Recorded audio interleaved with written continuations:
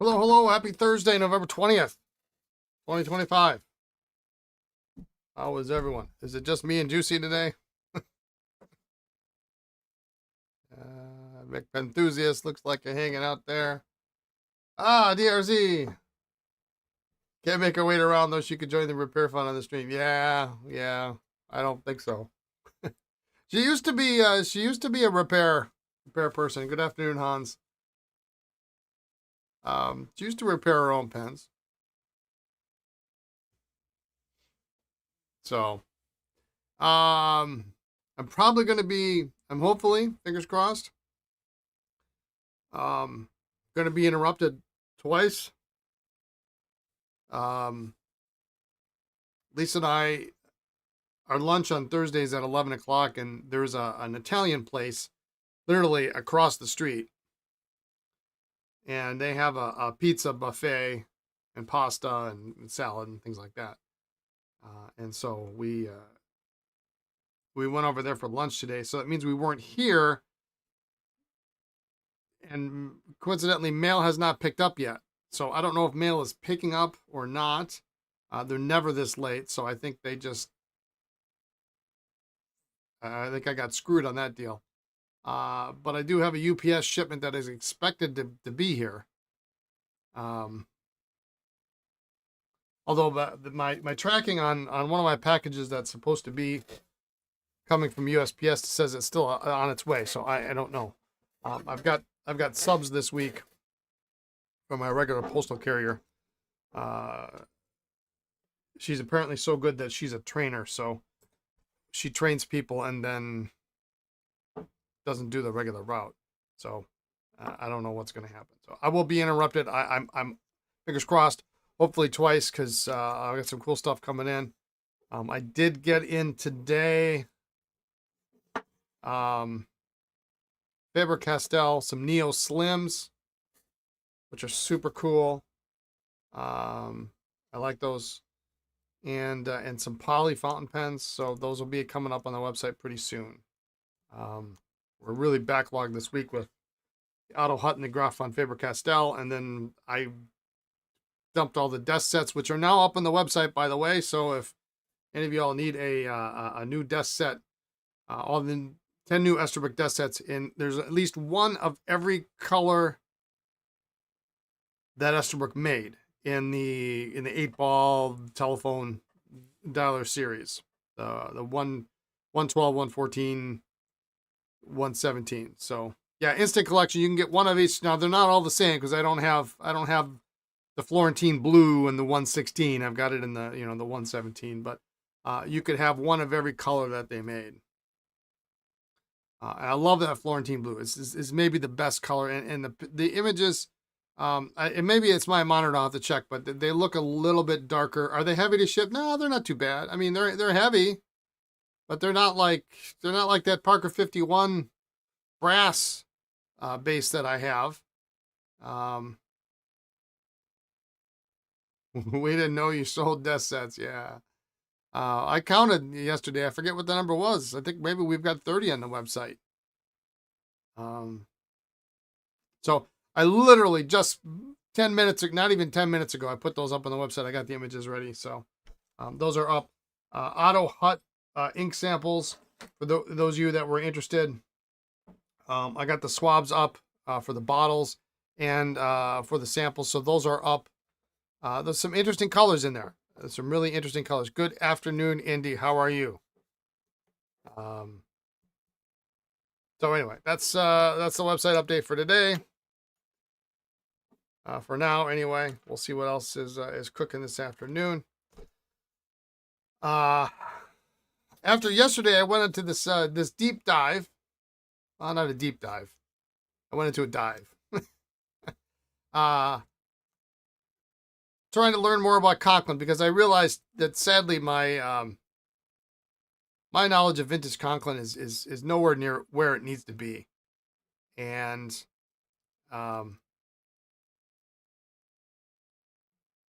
okay, yeah, they do look a bit dark. I thought so. That Florentine blue is not quite that dark. I'll have her check. I'll have her check. Thank you. So I was doing some research on Conklin because I wasn't sure that the two questions that we were working on yesterday, the one I thought was older than the other is not older than the other. They're approximately um, what are they? They're almost 11 years apart, believe it or not. Um, so the one I thought was older is much newer. It's still 105 years old, but it's not as old as the other one. And so I'm trying to wrap my head around the Conklin numbering system. So they have a numbering system, and more research, more learning still needs to happen. But I've soaked up as much as I possibly could yesterday. Um, the numbering system sort of makes sense, but it doesn't make as much sense as, like, say, the Waterman numbering system, because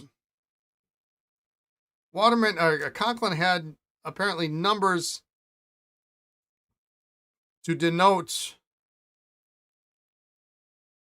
pens that you would order, but they wouldn't stamp their pens that way. So you could order for example, you would order and this could be slightly off, but you get the idea. A 20C,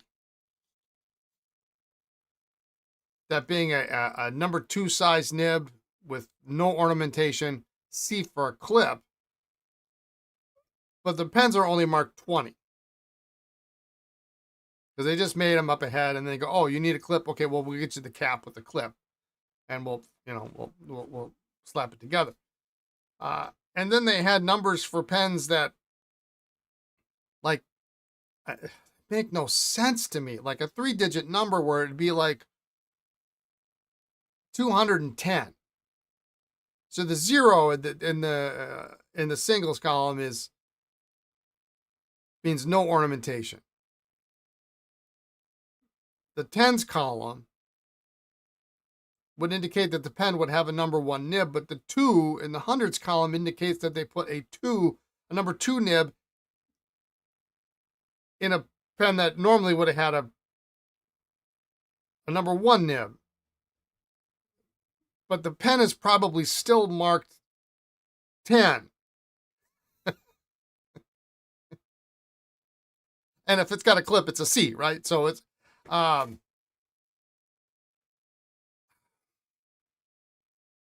it doesn't make any sense. And then, of course, one of the pens that we have here was a 3NL. And NL stands for non-leakable, which means it's a threaded cap. Conway Stewart, numbering system lacking logic too. Yeah. I mean, there's logic to this, but it's not like trying to figure out what is a 2668 versus a 2556 nib. The only thing you can glean from Esterbrook nib numbering is the thousands column. It tells you what's, twos in the thousands columns always mean the same thing. A 2 in the hundreds column on a Conklin doesn't always mean the same thing.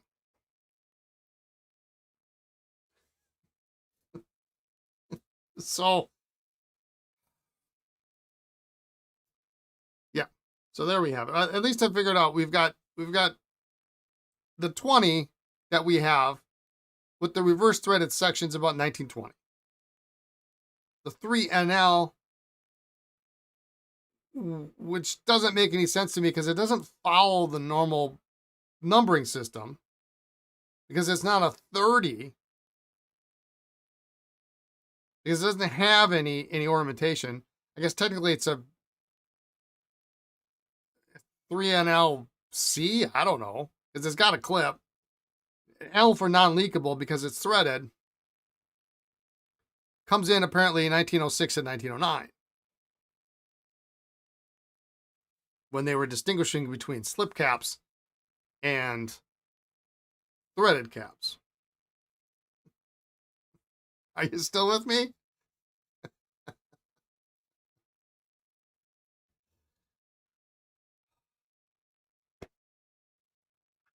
So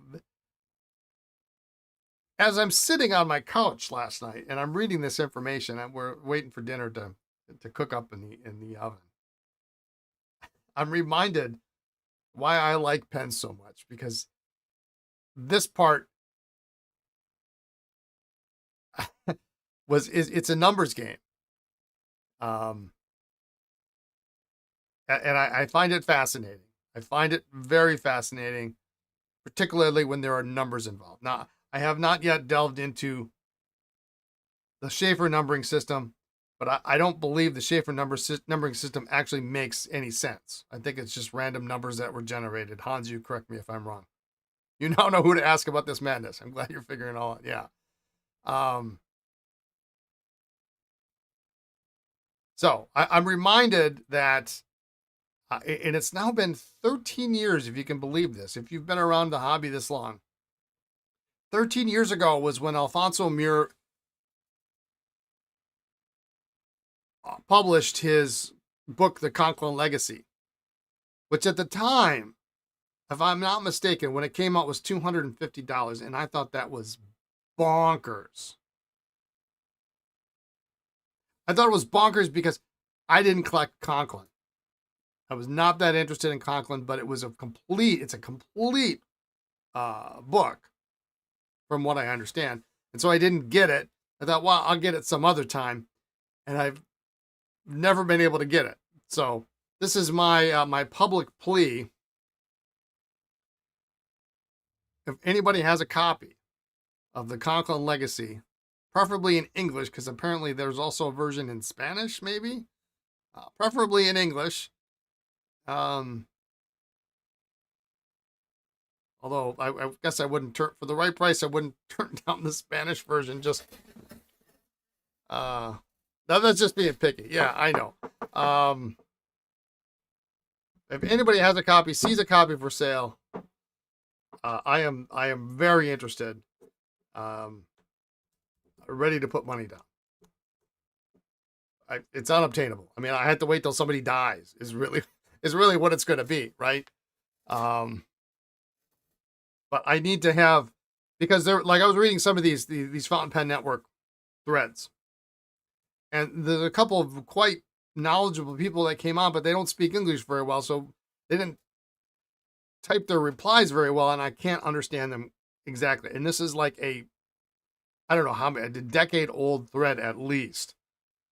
So I didn't quite understand why 3NL. Why is that different? Why is it 3 and not 30? Because I looked in the catalogs. You look on the Pen Collectors of America reference library. They have a number of catalogs. There's no 3NL listed. There's 20s, there's 30s, 35. 5 means half size. You know, but like 32 means like 38 means like an 1/8 inch gold band, and 34 would mean a 1/4 inch gold band, but 35 is half of a 30.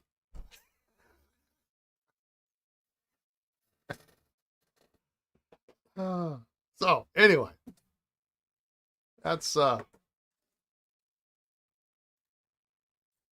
was my evening. Just trying to figure that nonsense out. I think there might be a quiz. I don't know. I really don't know.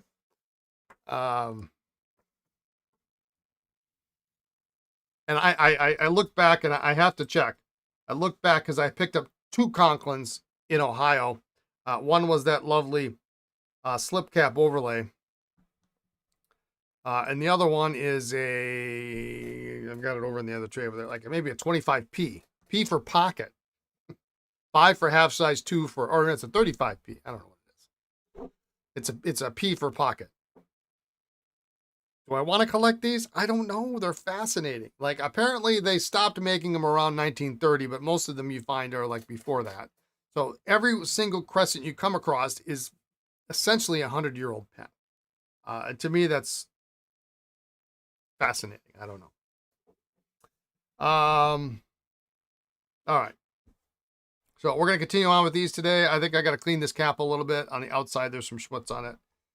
But yeah, this is the older of the 2 here. They look like identical. The difference in the nib. You're still looking for a Coronet red pencil. Yeah. I'm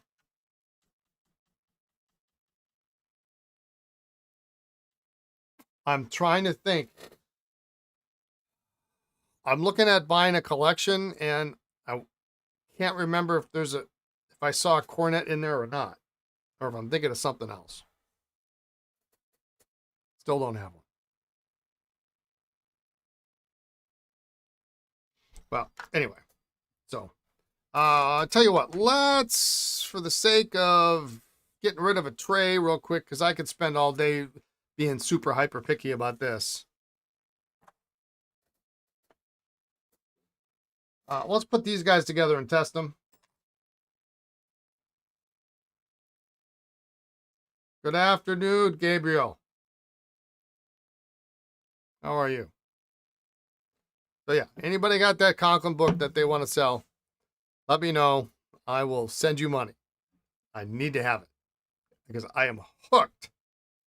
I'm hooked. But I don't want to get into lever-filled Conklins. I don't want to get into Nozacs. I don't want to get into Enduras. Duographs. None of that stuff. Crescents. I think I just want to do some crescents because there's like number 7 and number 8 size Conklins, which I don't know that I've ever actually seen. And apparently they're monstrous. I would love to see one. There's a 75, which apparently is maybe bigger than the 8. You know someone with a pretty amazing Conklin desk set with a lamp that could be yours?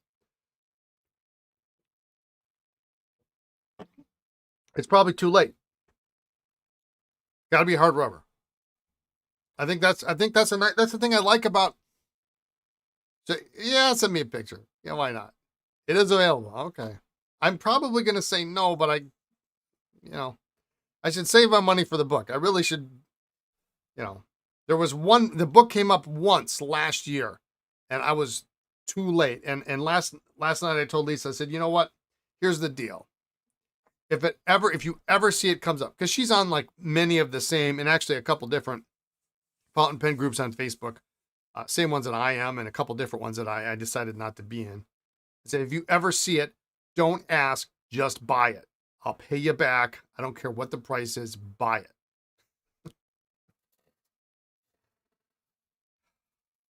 I really should not buy a desk set. I still have to fix that Sheaffer, which I gotta ask you about, but we'll do that later. All right, let's get these done.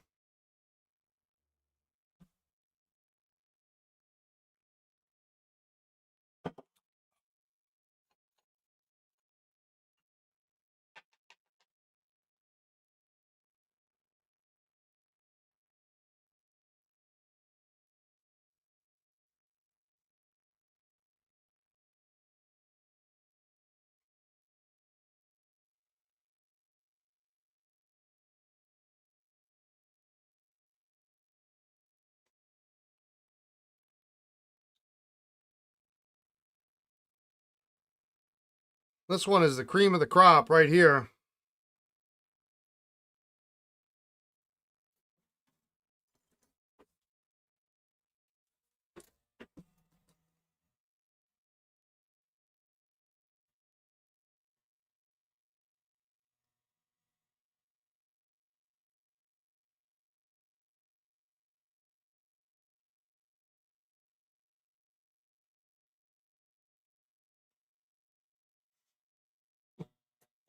What is this?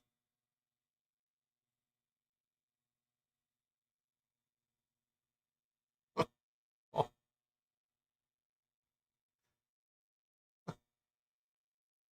I'm looking at these pictures of this Conklin.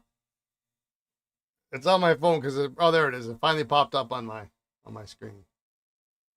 That is a heck of a lamp.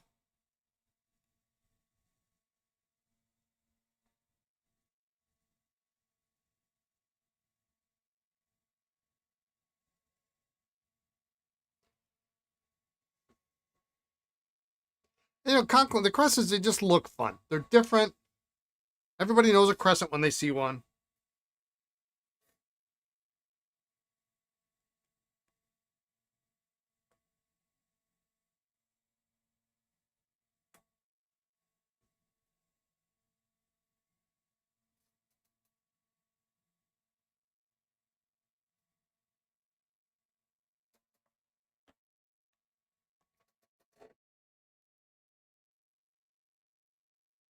It's the only lamp they sold.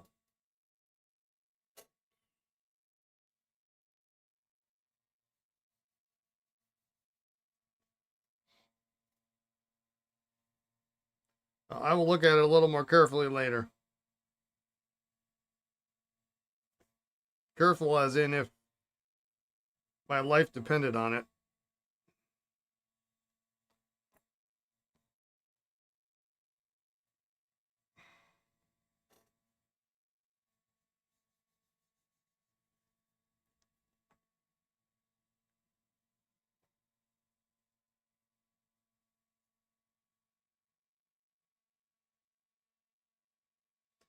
This one we definitely need to seal, so I'm just gonna put it upside down. It's super loose.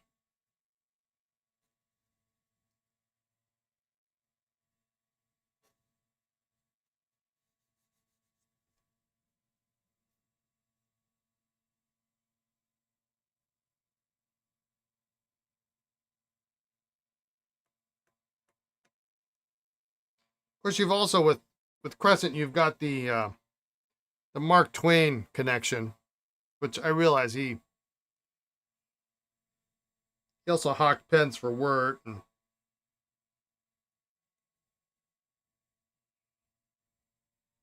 but what did he call the Crescent? A profanity saver?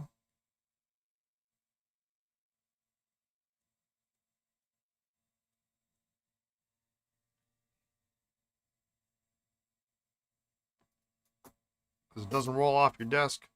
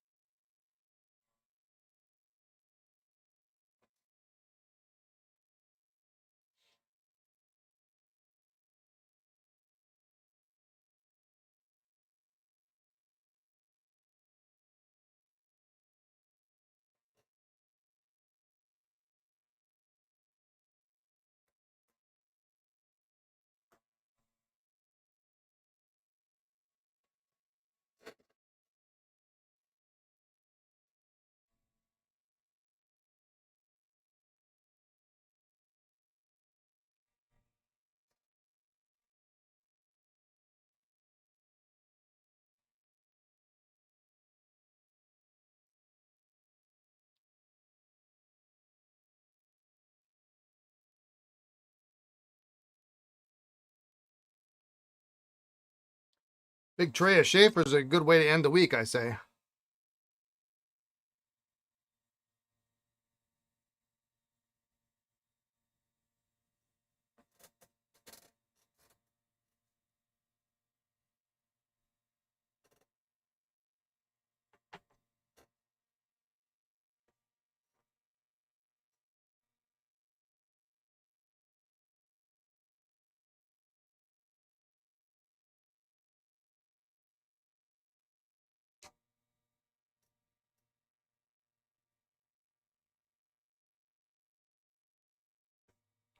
But, you know, now that I did this, why didn't I think of this before?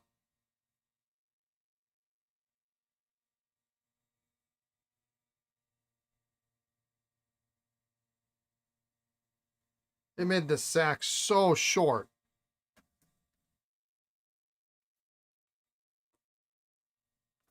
It's way too short. I just can't allow that.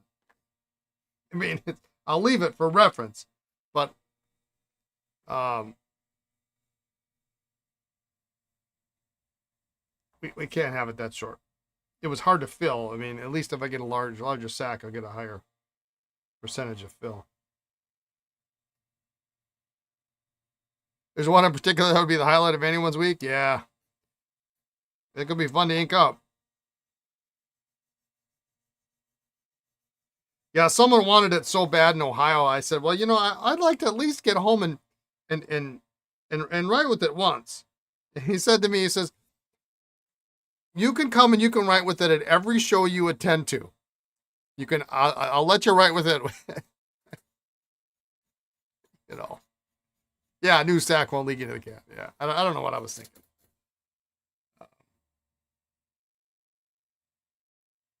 I said, no, I think I'll hang on to it for a while.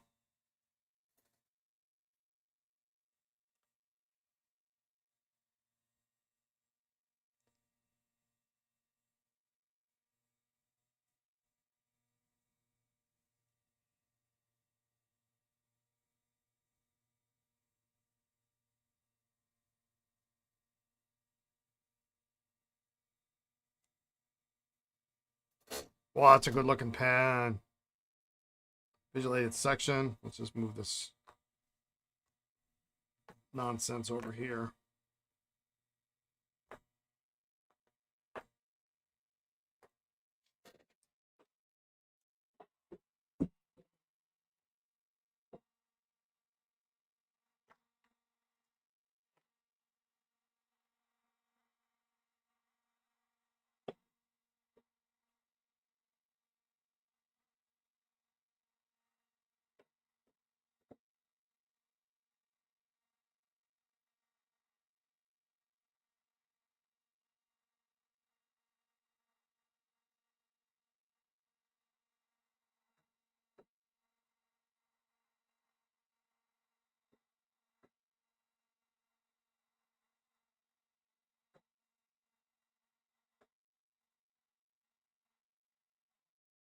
All right.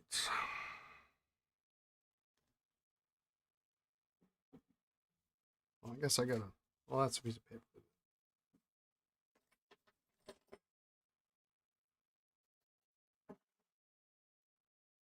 I would love to say these are going to be available next week, but I really don't think that's going to happen.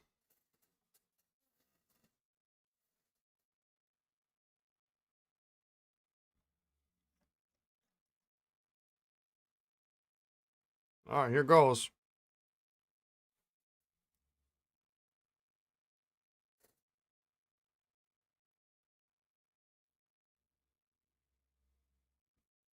Let's give this a little polish here first, huh?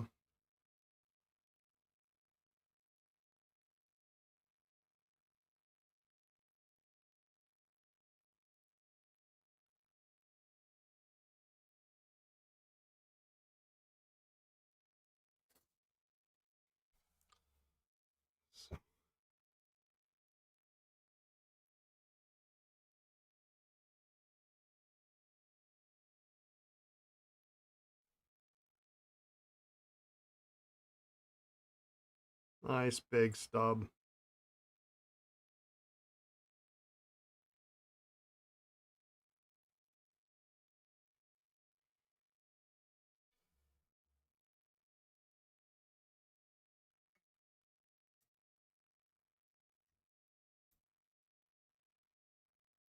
Looking good. Keep the mustache. If I want to sleep on the couch on December 1st, I'll keep the mustache. Lisa started to call me Tom Selleck, which I find humorous, but.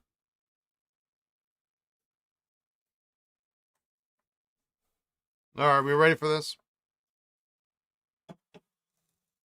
This may be the nicest pen we've written with in a long time.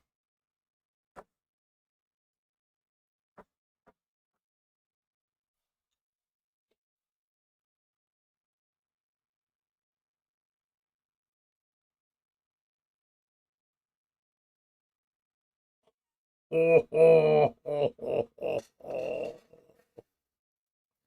Huh?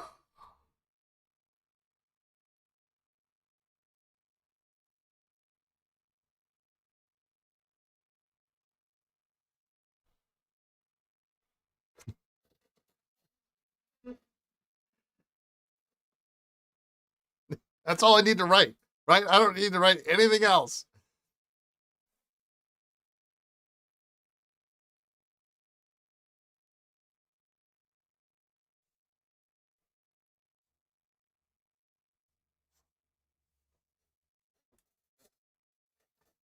Heavens.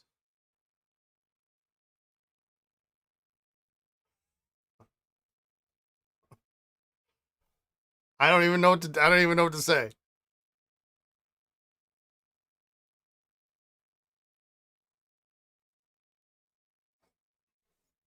It's actually not it's not as thin as I thought it would be.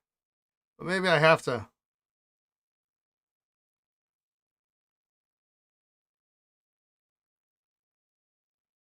It's still lovely.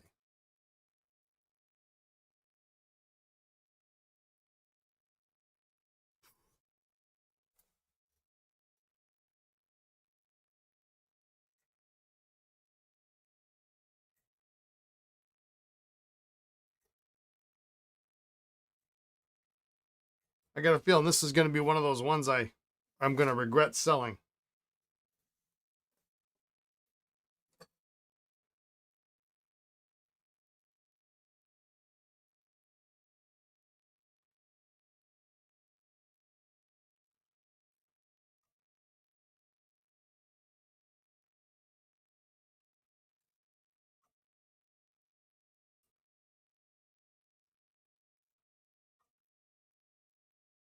It looks good enough to buy. If you ever regret it, I can help you out. Yeah, I figured, I've never I've never come across one, but I've never really looked like I've been looking.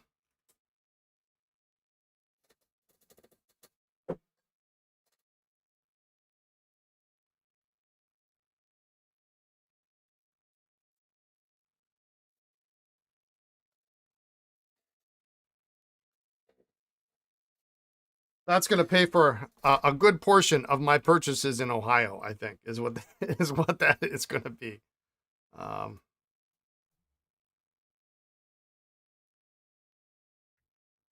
hey, Caleb, how are you?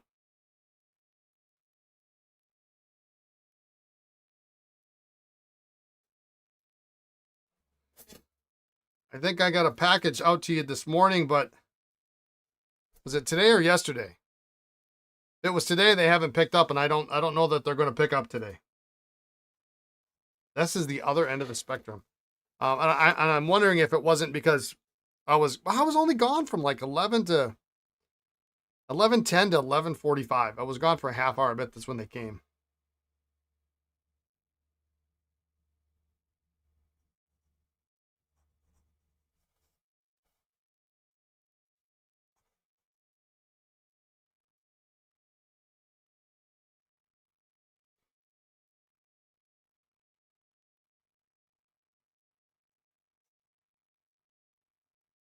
If it's not too cold, yeah. Um, Wind is making it brutal here in Chicago. Yeah, it's not too bad. It's a little colder in the morning, of course. Um,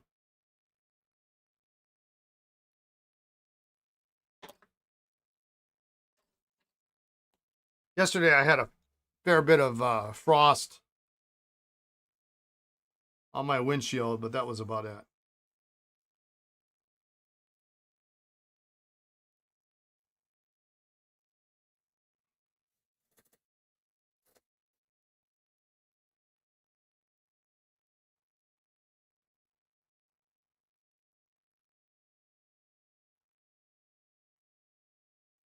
There's some feedback, but I think it's because it's a really firm extra fine.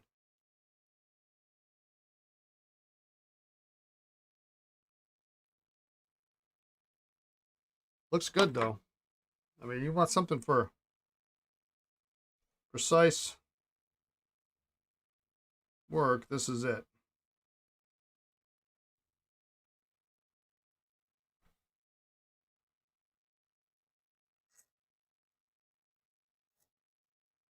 Yeah, it's a bit of a contrast.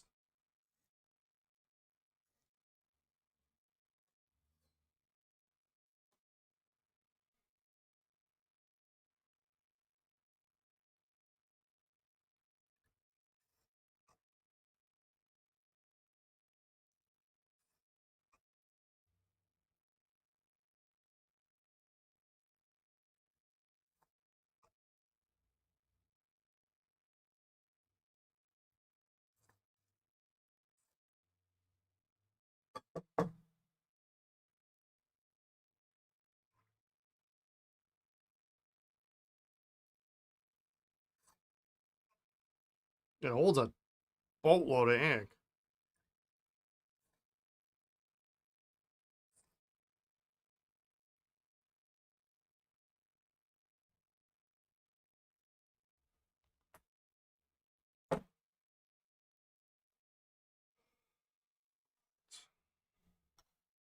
This one will shellac the section, but we'll do it after.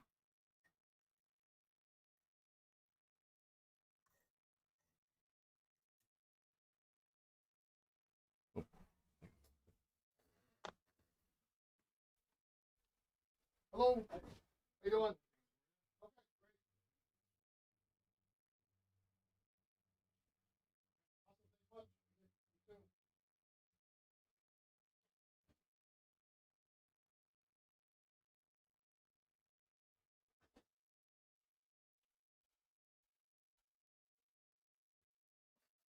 All right, thank goodness that was my UPS delivery. So that was my Pelican Edelstein, my 4001, and the new Twisby Cosmo that goes on sale next week. Ooh, that's nice.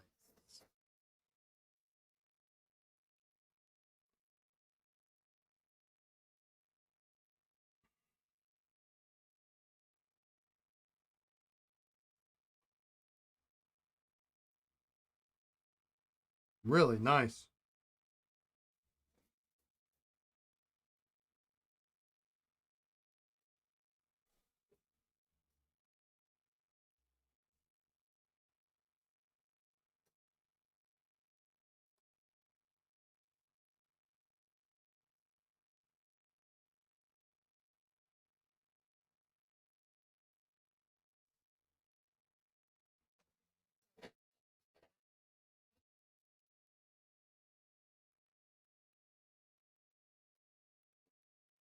That's nice. Real nice. Decently wet writer too.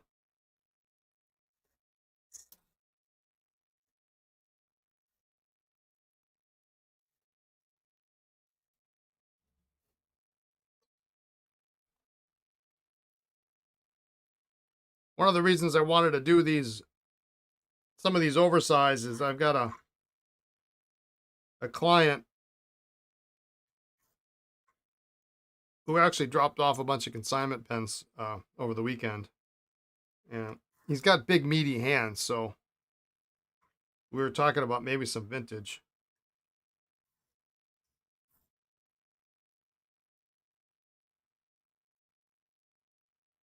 Have you come across the Waverly Student Pen spear shaped nib with overfeed? No, I don't think so.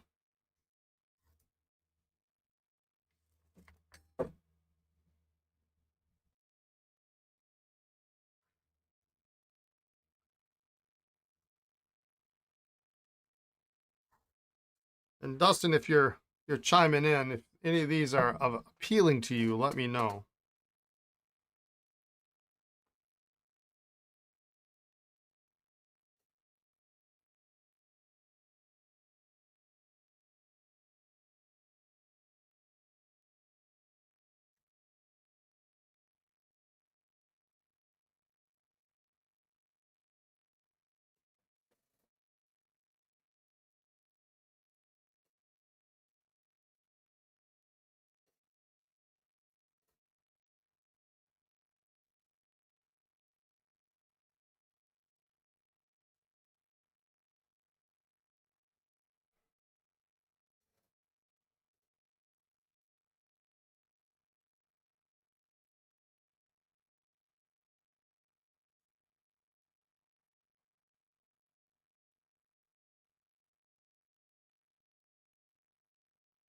This pen was Harold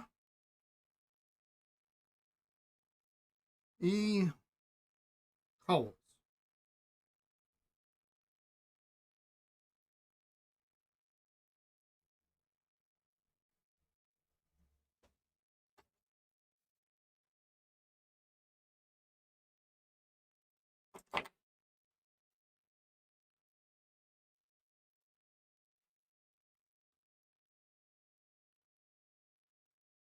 In your experience, does Twisby ever bring back the limited editions? You really like the Serpentine Bronze, and it's out of stock everywhere in fine and medium.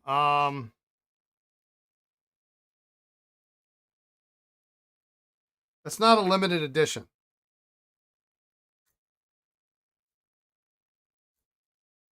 Let's just do that first.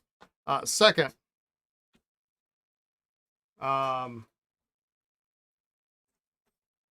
let me see what I got in today, because I know I know I ordered some Serpentine Bronze. So give me just a second. I'll let you know.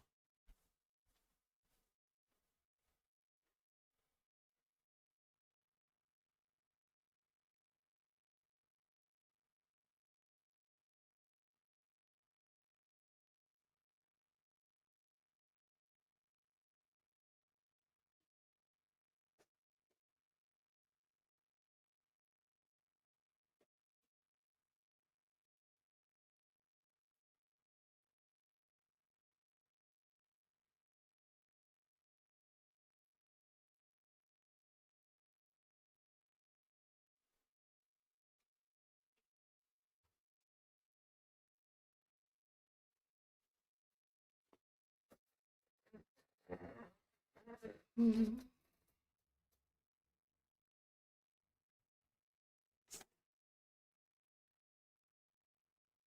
have no Serpentine Bronze, but I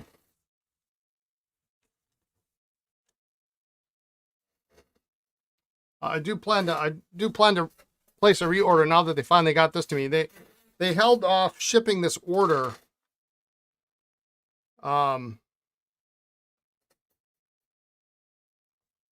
because of the release date of the Cosmo, and so I had the Cosmo order, and then I had restock and some other things, but they didn't send it promptly, so or as soon as they normally would have.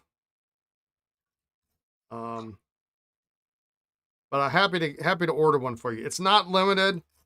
I expect that they'll continue to make it for quite some time.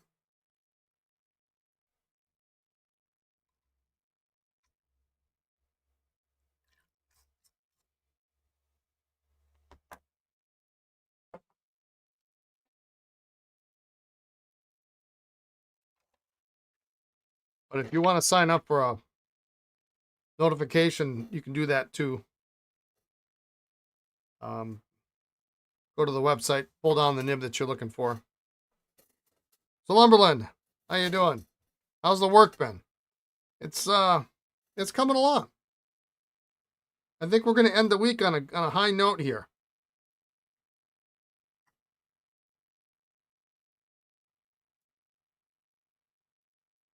Because I think I might rob my stash of the the other Conklin Crescent.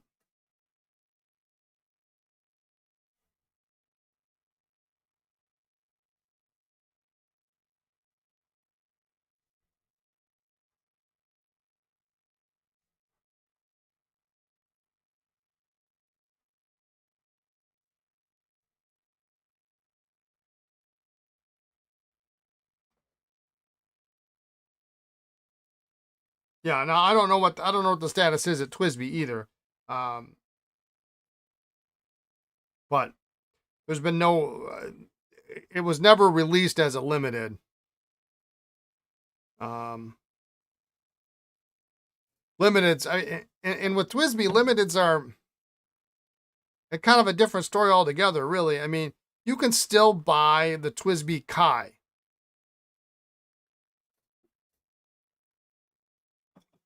which was sort of a limited edition. They still have it in stock. In fact, I've been tempted to order some because it's really a super cool looking pen.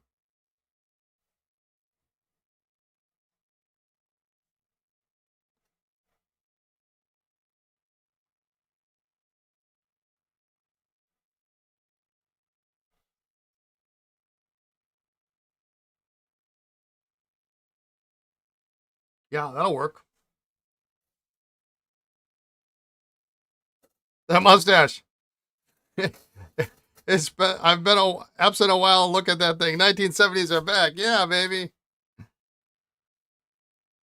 Yeah, Lisa's calling me Tom Selleck. So When I send her emails now, I just reply Tom.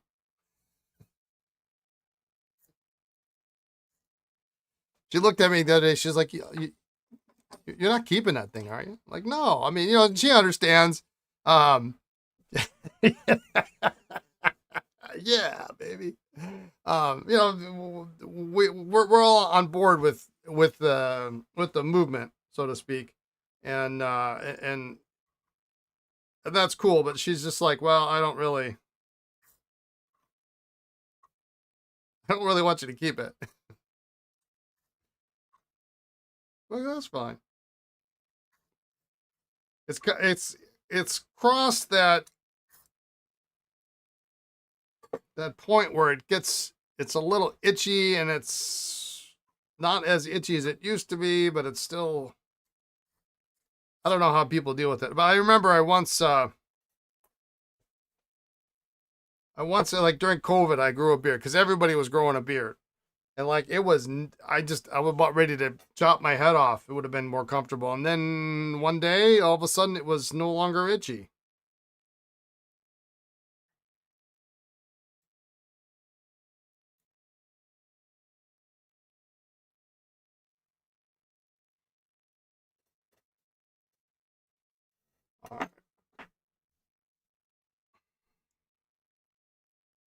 Ooh, that's nice. Boy, Sheaffer just makes such a nice nib. It really did. Um,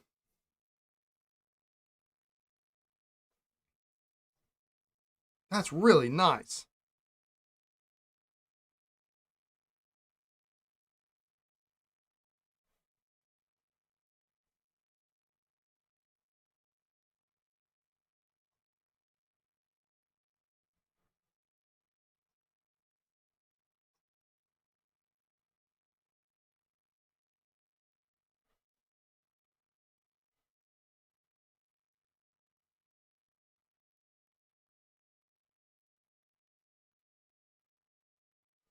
Really nice. Visual section.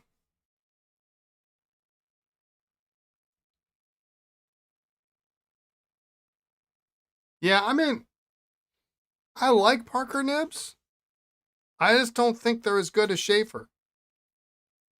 Um, Consistently. And I think when Sheaffer started to advertise lifetime nibs, and the nibs are thick, they very rarely get bent, get out of alignment. And Parker nibs are a little bit thinner. And so you get a vacuumatic and the nibs, you got that thing going on, or, I mean, I love the Vax, but I don't love them that much.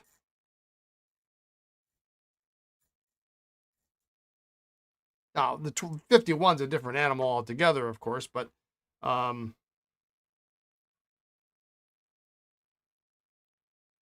as the man who's bought a couple of 351s so far this year. Yeah, 51 is an exception, yeah. The Pendleton lackluster nib is just a pretty tube, yeah. Are modern Sheaffer nibs good? Well, I haven't personally tried the new Legacy nib, but I know there's some people in the chat that have. Hans has tried it. It comes on good authority that the Legacy nib is really quite nice for what it is. The other steel nibs that I have tried, because of course they don't make a gold nib pen right now. The Sheaffer 100, the Sheaffer 300, it's really a nice nib. It's really a pretty nice nib.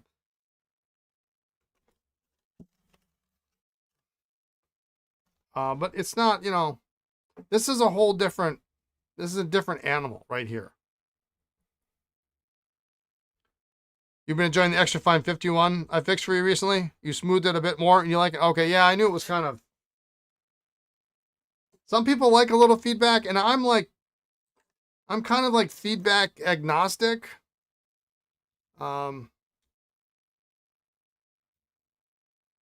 I know there are people that I used to have customers who would come in, they'd buy sailors from me.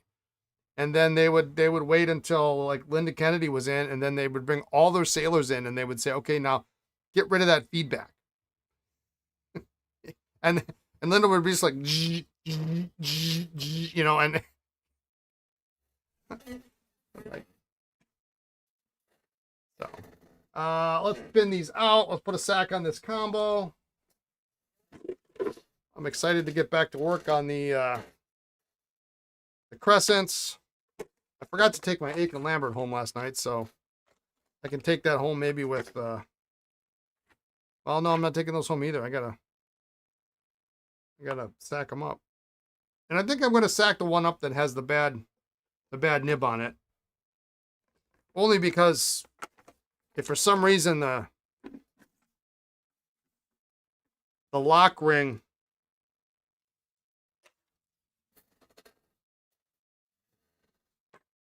shifts, the crescent's just going to fall right into the barrel. You know.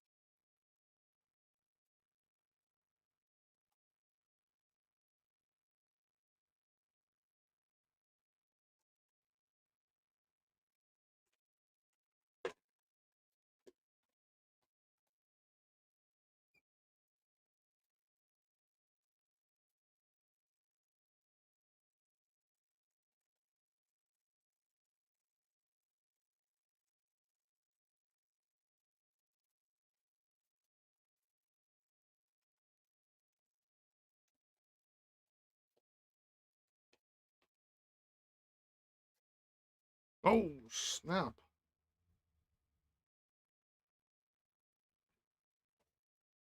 So yeah, I need to lock it in place.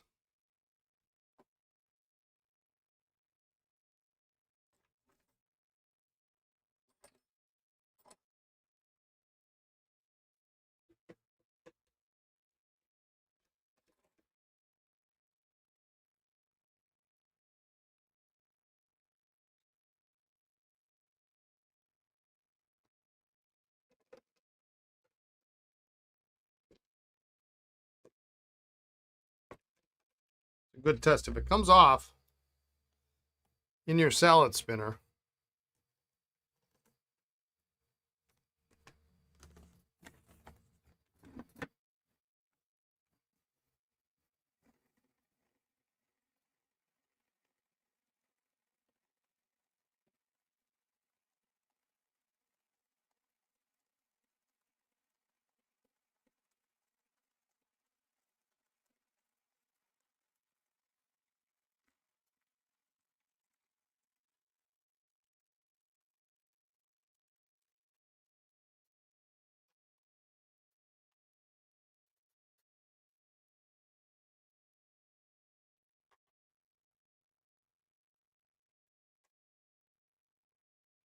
salad spinner wanted to keep that nib. The salad spinner wants me to clean it out, is what is going on here.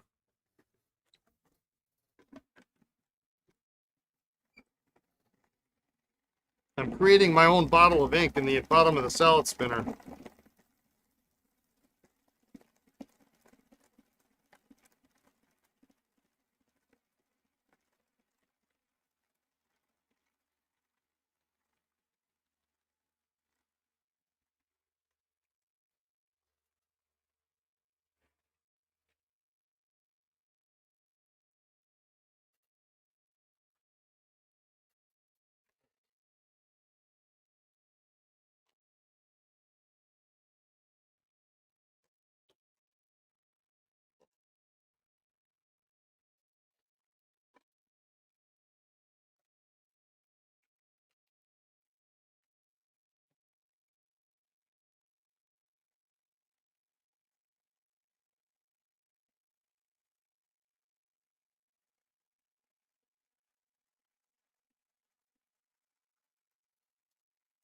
Speaking of ink, any plans for a Cardinal Pens exclusive color?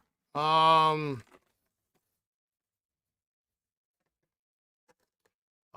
haven't actually, we have not discussed ink.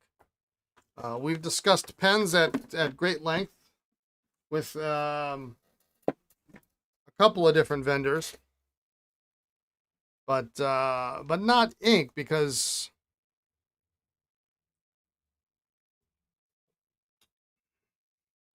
trying to find somebody who wants to make ink that's not going to cost me an arm and a leg to get it, because there's, who do you get ink from? I'm sure there are some people in the U.S. that would do it, but it's got to be good ink. I mean, not that everybody isn't, but I can think of one brand that I wouldn't do.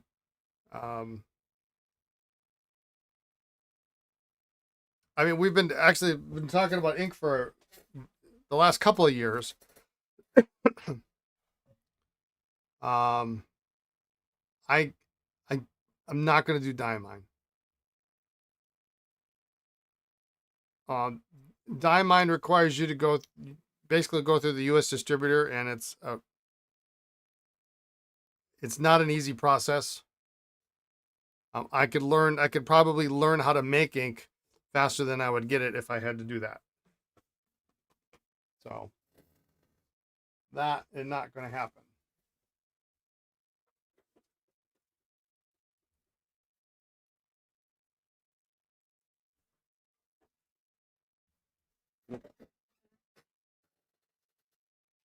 I had a friend who did that, and he said never again.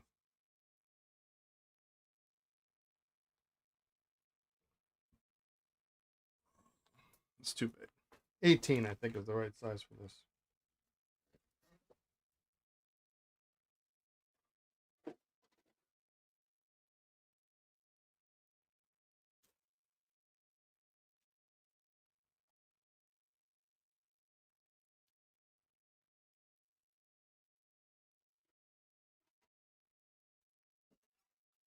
Pannonia, KWZ.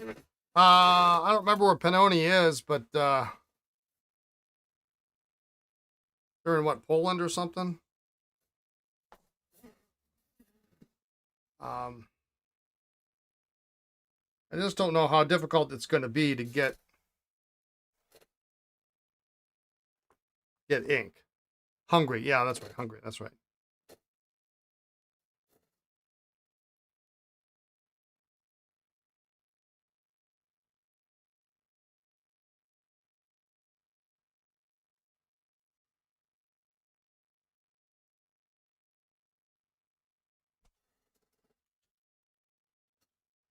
You know someone too who tried for custom diamond ink, ended up being a long, expensive, and futile adventure. Yeah, I just can't do it. It doesn't need to be that difficult. It shouldn't be, and it is, and I don't think it's ever going to change. Yeah, the tantrum tariffs, right? So there's the difference. They really cut that short.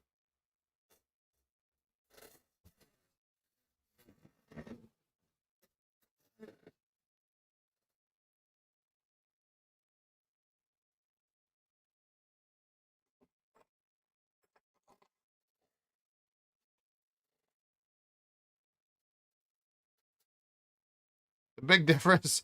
That's a big difference when the capacity is small to begin. Yeah, and this section nipple is tiny.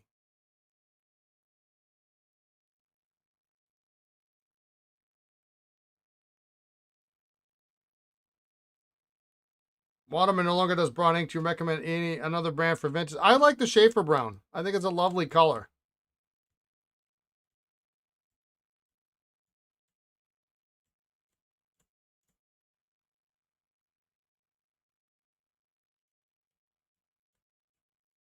I got a bottle of it around here somewhere.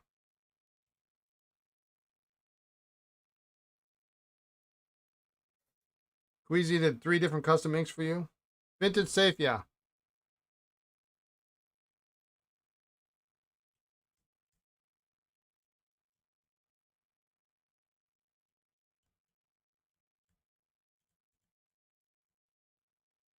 You know, the problem is you can't.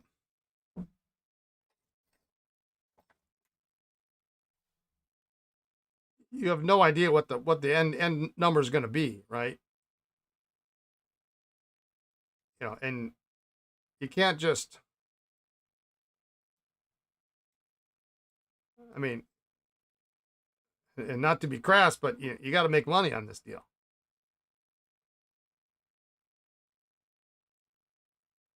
I don't want to have the world's largest collection of custom red ink or something, you know.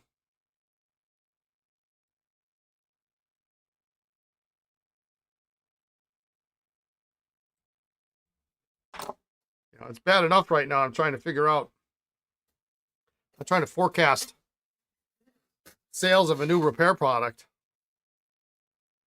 and I have no idea. I could lose my. I mean, I won't lose my shirt, but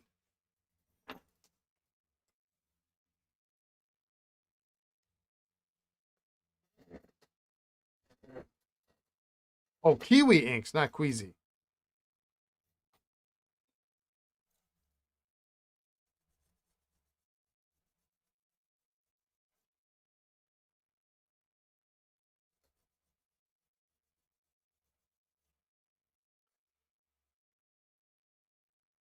What's the product? I'm not going to say yet.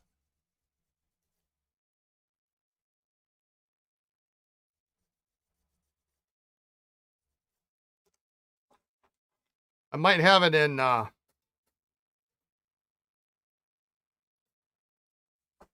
might have it next week.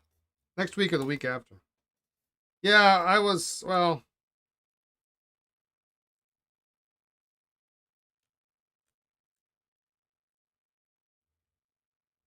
my manufacturers sometimes.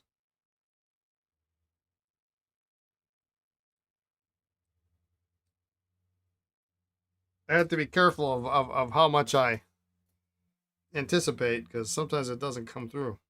Yeah, $335 bottle of inks would not be so fun. Yeah, and they'd be like 30 mil or something, right? That would suck. 35 cost. Hey, does anyone want to buy 30 mils for 70 bucks?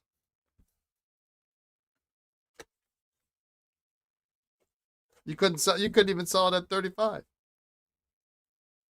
It's not much for the sack to hang on to. Not at all. What am I doing? I'm going to try to put it on with Waterman Black. That's not what we want to do.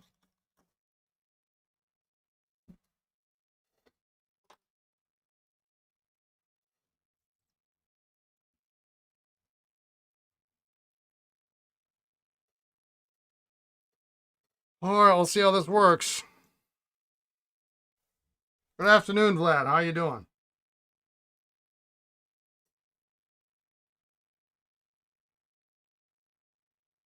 I really wanted to maximize every inch inside this pen. Cut the section nipple in half. That'll save us a quarter of an inch. Lovely pens, thank you. Yeah.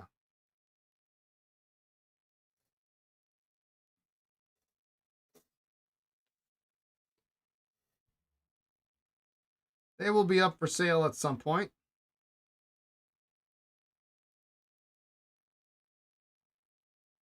I'm thinking the holiday pop-up or whatever we're going to call the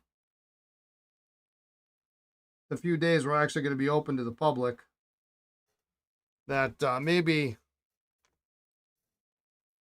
I just put all the vintage that we haven't shot yet out, and make them available, and maybe I'll sell some so I don't have to do any work.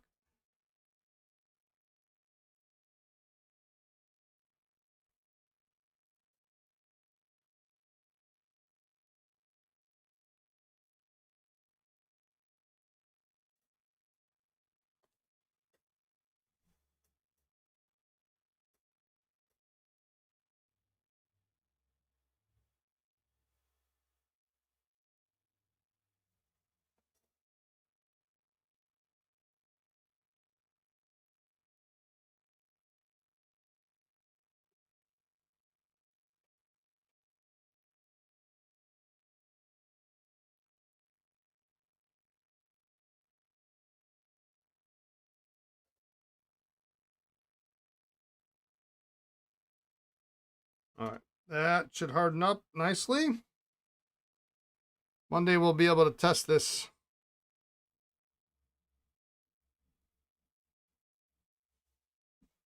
combo.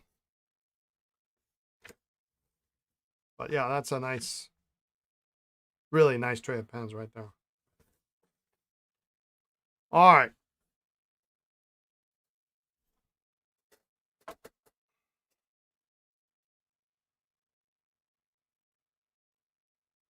Let's get back to these. I think we're pretty close to about ready to resack these.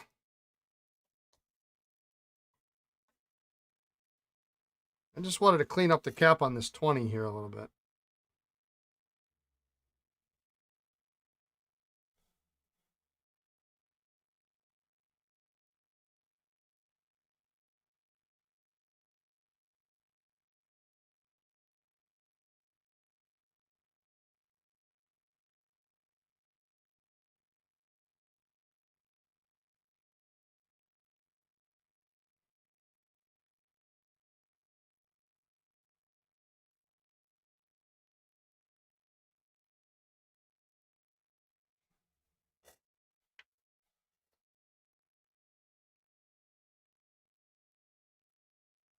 So is it true if you travel over 300 miles from the open house that Brian and Lisa will let you stay over at their place? I have a very small house.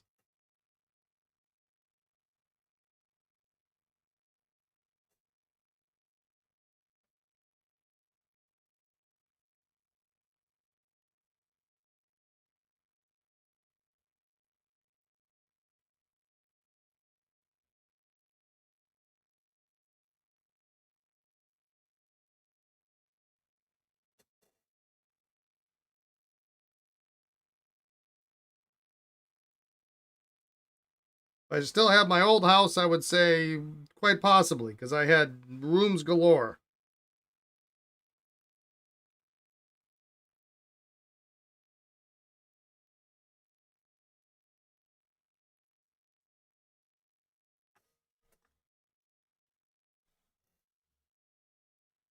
Good morning. What's the material you're applying in the cap? This is Microgloss 5, is what this is here. Tent City in the store parking lot. We got a decent parking lot here. You know, and there's never more than, I mean, almost nobody comes to visit the insurance agent, and there's never more than one or two people at the optometrist office, so it's not too bad in here. There's probably room for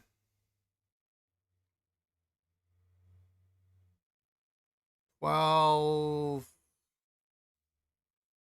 probably close to 20, probably 20 cars, 25 cars maybe in the parking lot. I mean, it's not huge, but BJ and pen party at your office address? Yeah, there we go.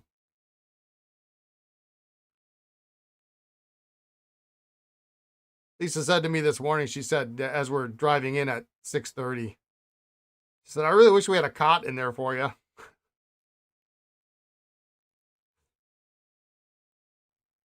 Yeah, me too.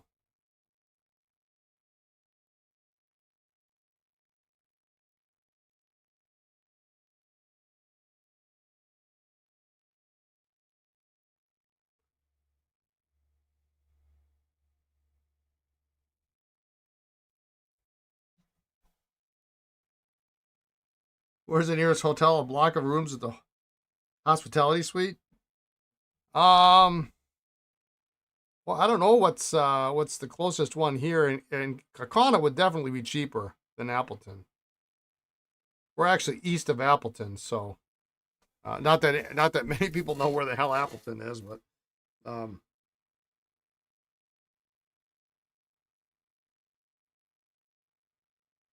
this is like a suburb, an eastern suburb, I guess.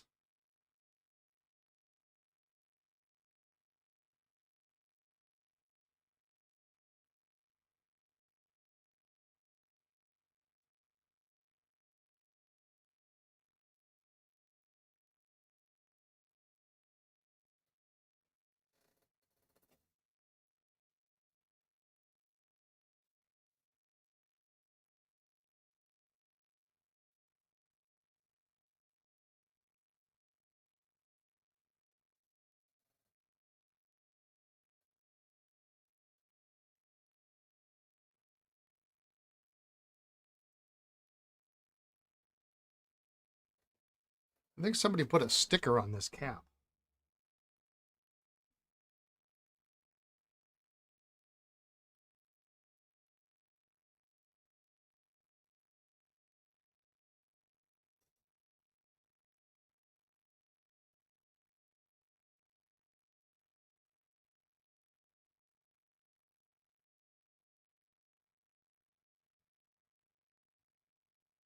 Cheap flights from Appleton, Wisconsin to Philadelphia, Pennsylvania, starting at $224. Yeah.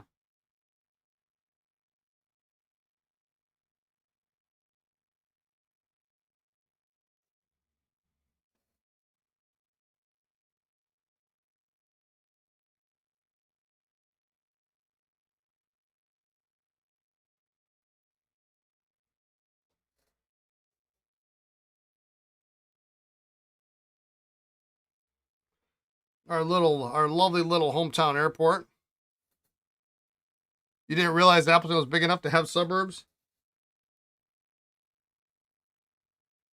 I mean, we got an international airport. I think there's at least one flight a day to Canada. Um, they were all bragging up on social media the last couple days because they just announced nonstop flights to John Wayne Airport in Southern California.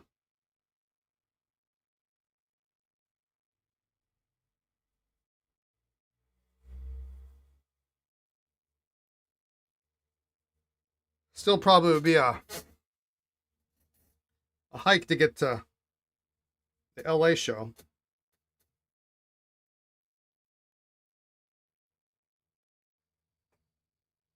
Well, you got to start somewhere.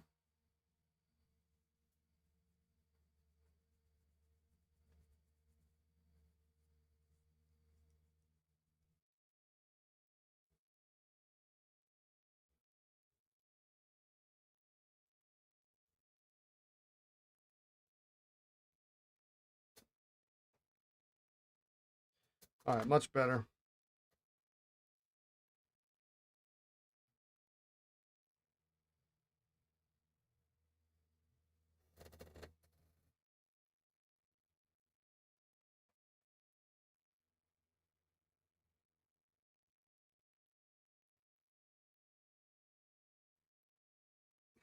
Install a Murphy bed at the shop.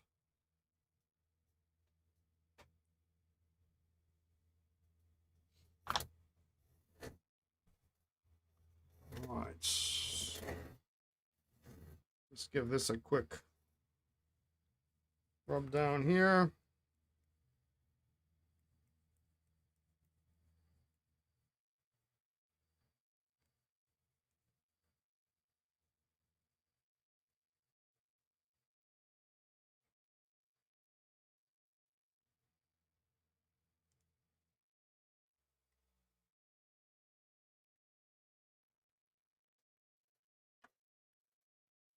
All right, let's get some sacks. Let's clean these up. I think I got to clean up these inner caps. John Wayne is right down the freeway if you need a ride. Are you going to the LA show? I mean, how far is it from the LA show?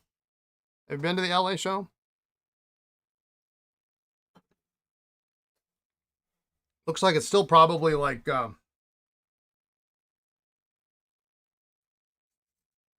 looks like it's still probably an hour and a half away from wherever the show is.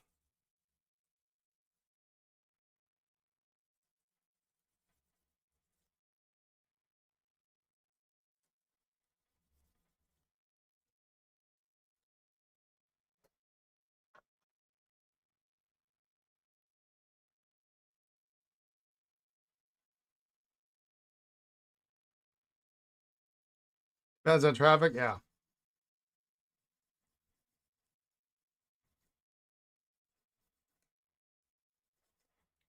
Well, I've got a friend who says he's from LA, and he says you don't ever you don't ever ask your friend to take you to the LA airport if you want to stay friends. You just rent an Uber, or a taxi or something. Let's see. What do we got? We got 16s maybe on these, huh?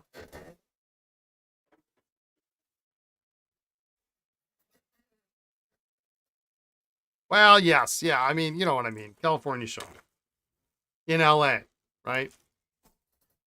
I never thought I'd see the day. I really didn't. There was talk of it when I was still going to LA because that's the only show LA International. Um, and I think it was the last year we were there. There was talk. I mean, people were fed up and they were like, well, we just need to all jump ship. Perfect. And it happened not a year or two after we stopped going. Maybe it was the next year. I don't remember.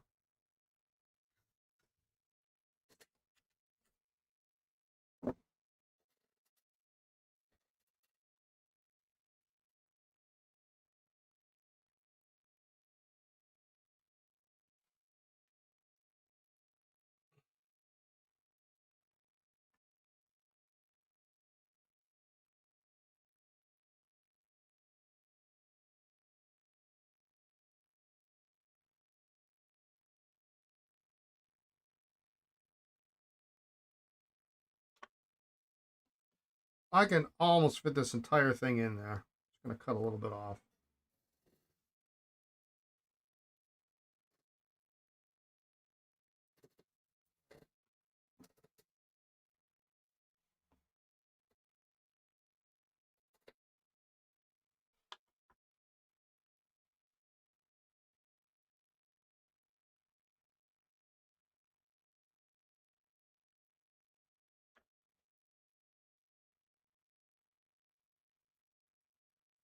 That's the other beauty of the Crescent that I like is that there's no there's no curve, there's no J bar to really get in the way. You can always make the sack as long as you need it to.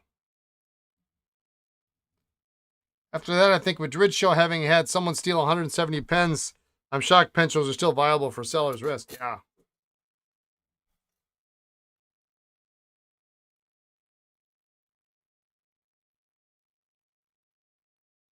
Well, sadly, we can all sit here and talk about what needs to happen and what needs to change. Um, the sad thing is it means money, and it doesn't matter if you've got a security guard standing at every table. You know, some of these big thefts are happening at night when they're not supposed to be happening. Insurance is a must. I have to make sure I have it just for show and tell at pen shows. Yeah.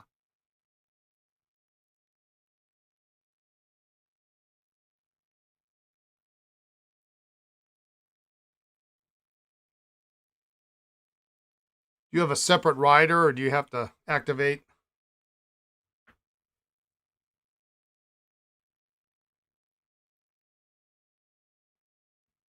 Activate it when you go to a show?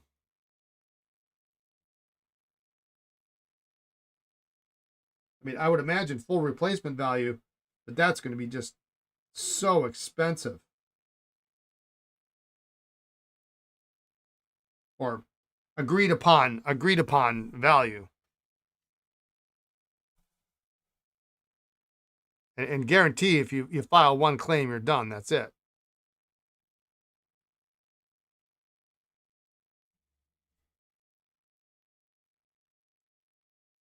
You have a separate policy, agreed value, inland marine policy. I don't understand the inland marine part.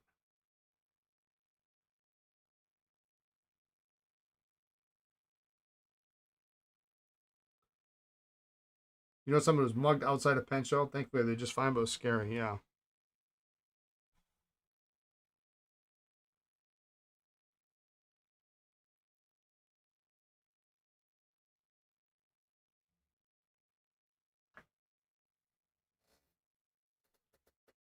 It's an archaic term used by the insurance industry. It describes insurance for goods on land. Inland marine. Okay.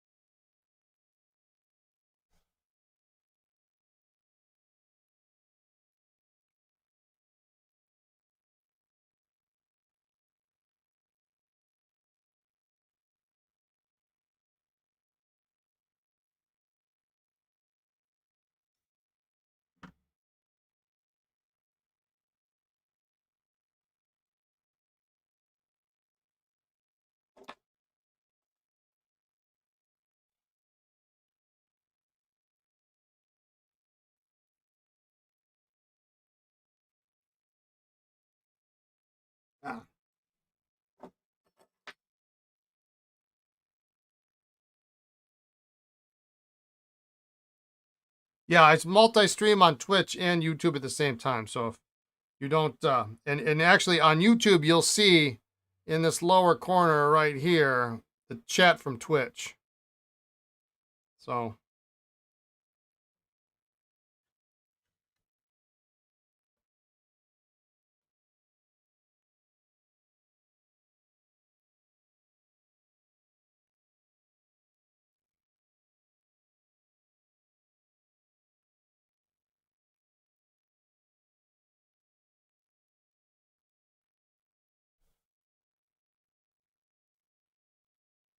There we go.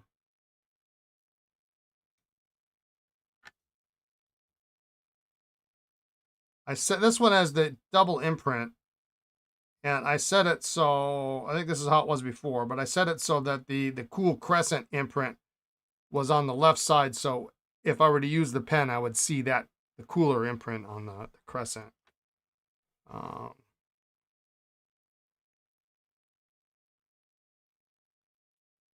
This one was originally the other way, but since it doesn't really matter,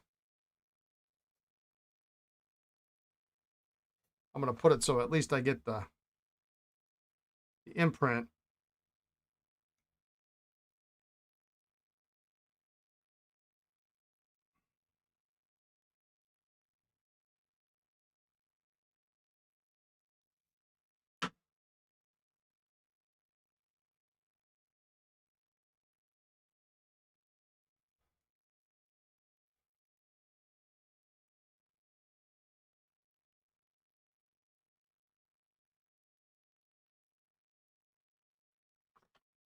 All right.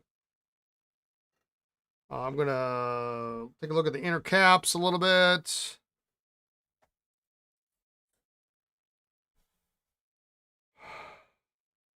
If you buy insurance from Collectibles Insurance, you are buying an inland marine policy. You can buy it elsewhere. Yeah, we used to do collectibles. Yeah, that's what we used to do.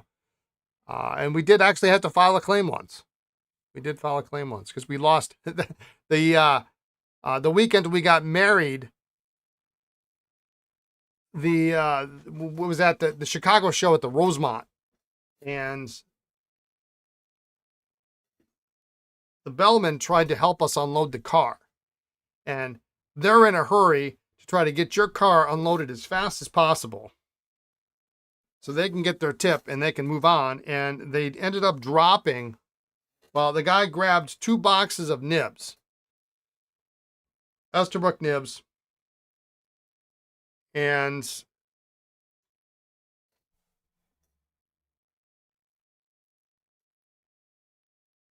the door of the car started to swing open toward the bellman's cart.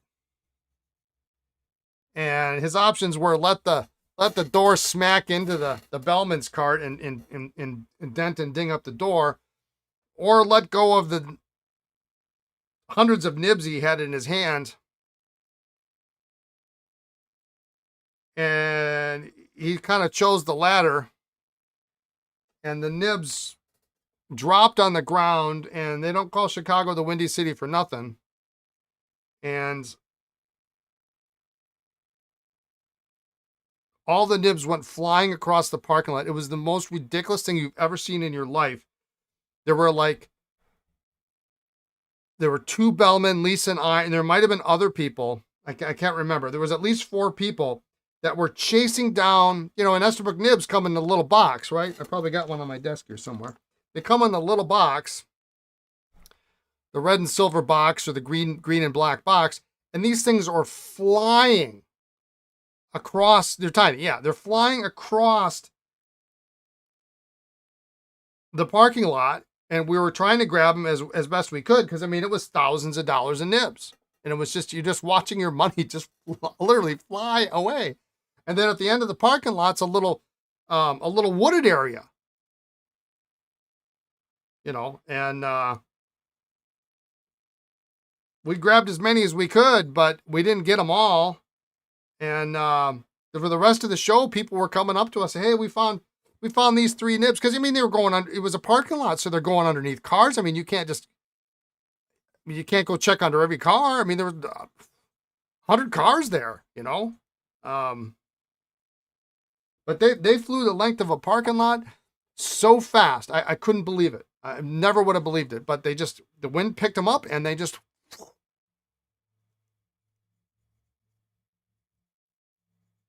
And in the process, we used to bring our own coffee mugs to shows. And you'd be using a metal detector in the woods. And unfortunately, we dropped one of Lisa's mugs. We had matched mugs, and then Lisa dropped hers, and it broke. And I've never been able to replace it.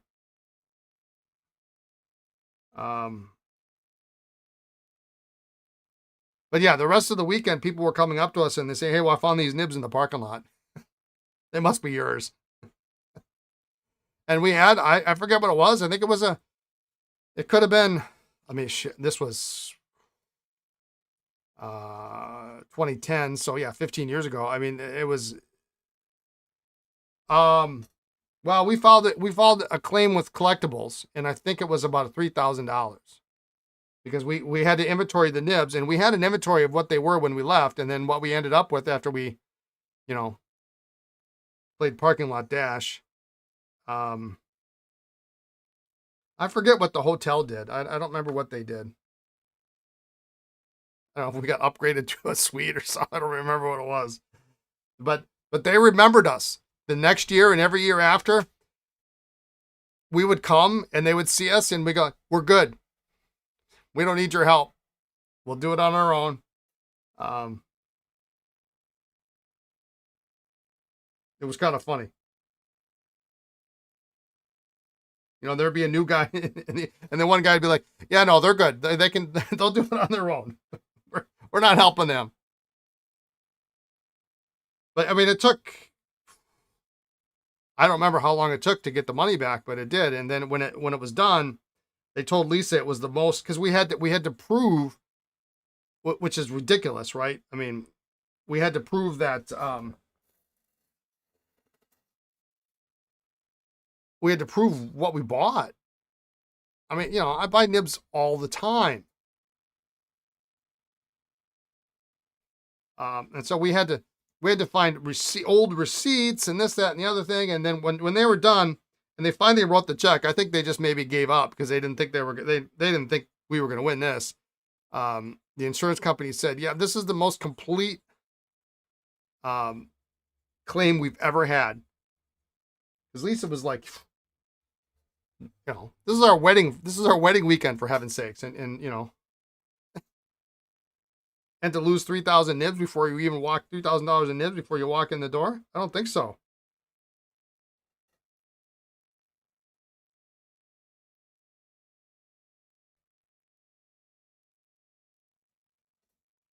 California show says vendor tables are already sold out. I would love to go. I just can't justify it. It's sort of like DC.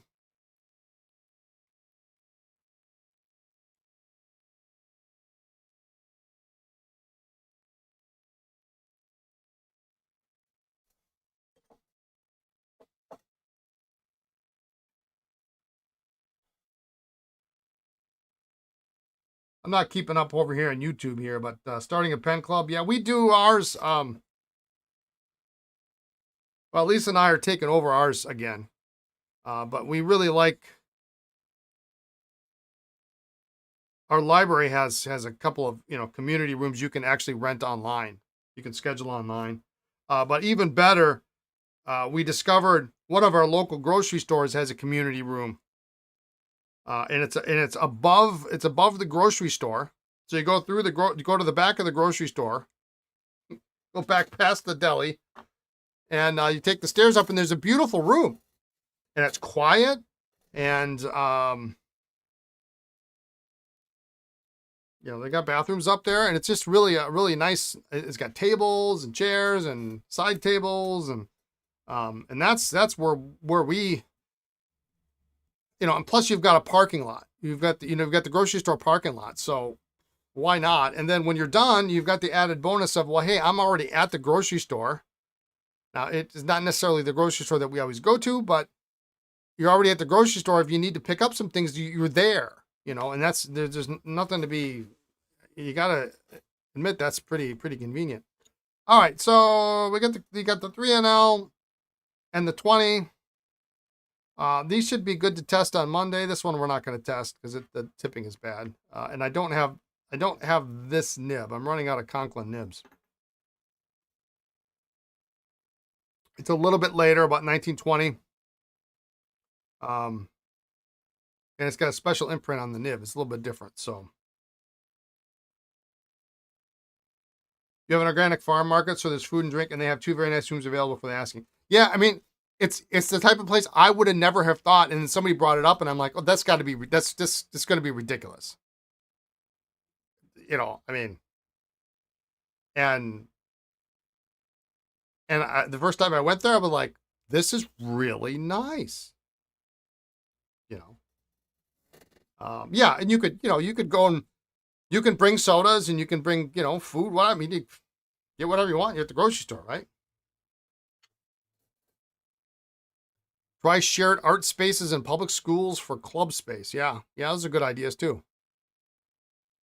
Good luck running a pen club. We've been running yours here on your own with your partner for 10 years. Finding a meeting space is the hardest part. Yeah, and I think the thing is what we're going to find is we may run into issues if we don't get the meeting room that we want all the time. And I would imagine if we get there enough,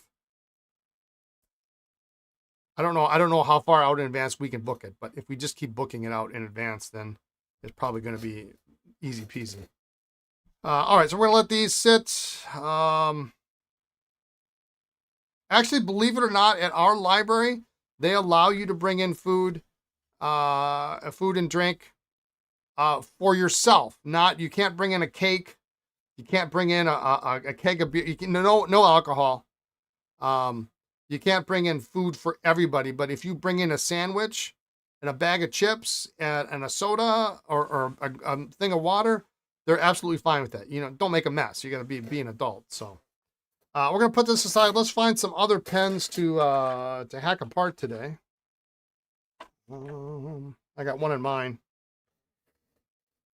So yeah, I was actually surprised because we used to meet at the Barnes and Noble, and then we would schedule it with the manager, and we'd say, "Hey, listen, we'd like to, we use the restaurant area space there."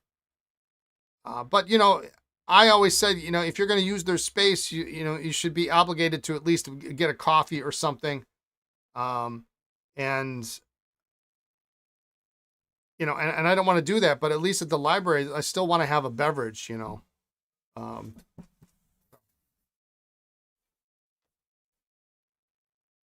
All right.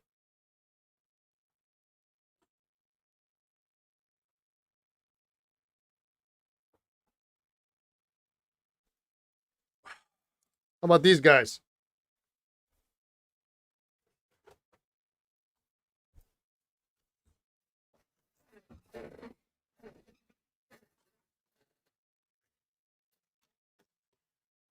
So yeah, here's the other crescent I saw, and this is what is it, a 20p, 30p.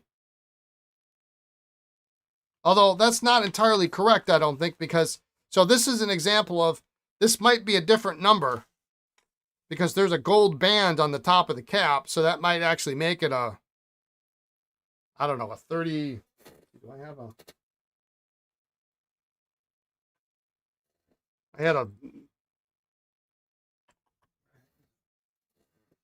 a ruler here somewhere, but say this is what is that, about a 1/4-inch band?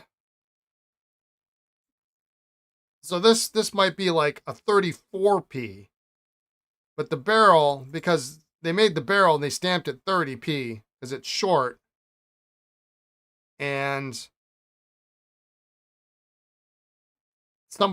you ordered the 34p and they just slapped this cap on it. Do you have the Sheaffer 202s and 404s? You absolutely love those. Which ones are those?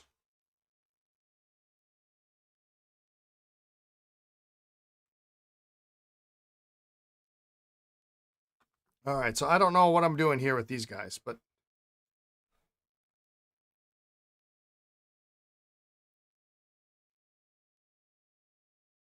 I might with these.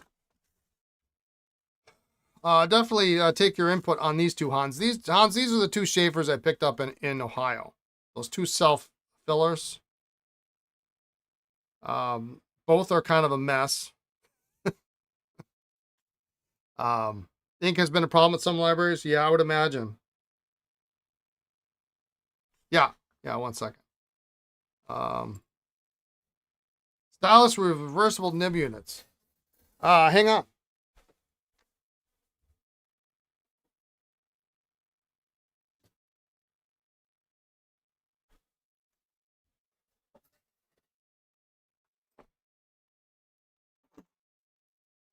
I mean, these guys right here.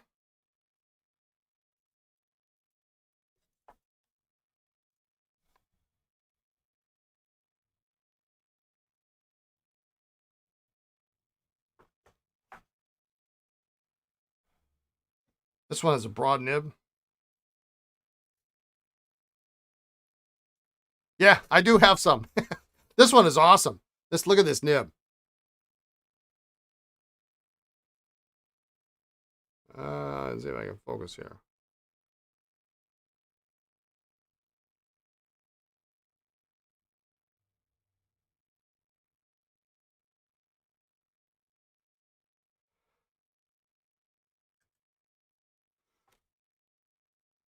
So I figured these were stylists, but I didn't know. Yeah, these are all stylists, and they're all new old stock. Plastic versions are 202s, and the metal bodies are 404. Okay, so that's a 404 then is what you're saying, and these are 202s. But they're all chalk marked or chalk marked and stickered. All new old stock.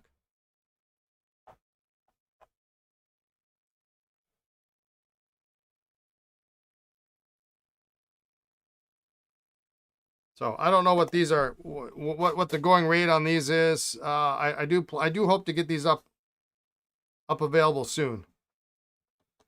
I would imagine this one's going to be a little bit pricier just because that broad nib is so sweet with that sticker. Anyway, so yes, I do have some. If you got the broad one on the site for a good price, I'd love to pick it up. What's a good price?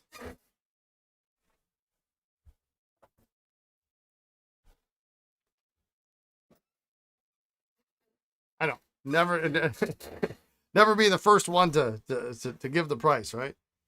So yeah, so here's what we got. Is that a Targa brown lacquer? No, there's no oh, that other one? That was a Waterman. That was a Waterman rollerball. So we got the 25, the 30p. I've got these two self fillers. Now one of them has a 325 nib, which is incorrect. They both have the double S, big S imprint. This one has a Sheaffer 2 self-filling nib. And they both have a number 2 on the butt end of the barrel. So, on all intents and purposes, I think they're nearly identical. Except the chasing on this one is really great. They're nearly identical, and they both have cracks in the cap.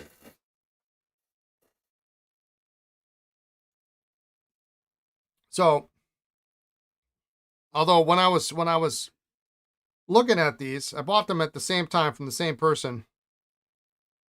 Someone suggested I put this self-filling nib on this particular pen. But I don't know that it matters. I wonder if I have another number 2 self-filling nib.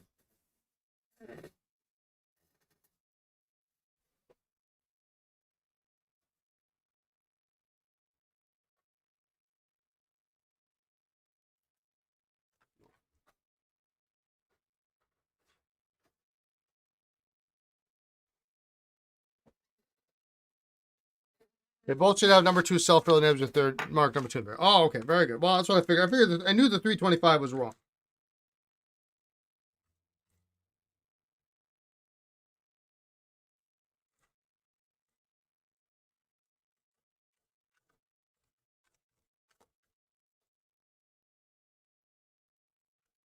So if I'm really, really, really lucky,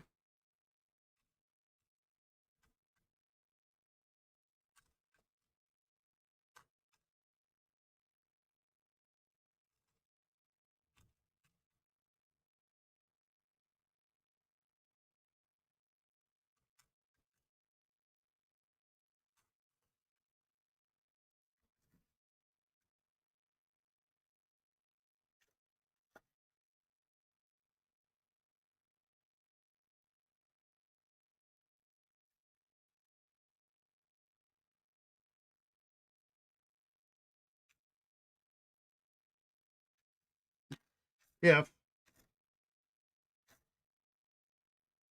all sorts of great nibs in there, but they're not the one I need.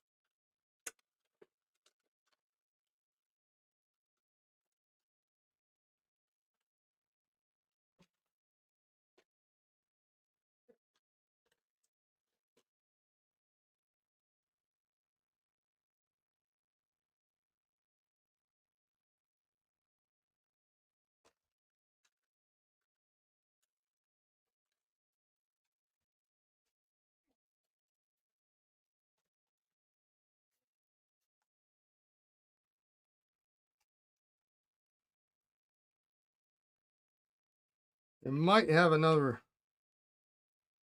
or two self-filling nib. I mean, before I take it apart, I might as well make sure I have it or not.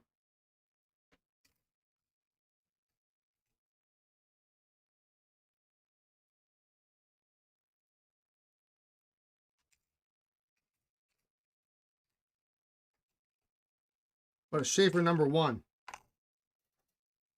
That'll work.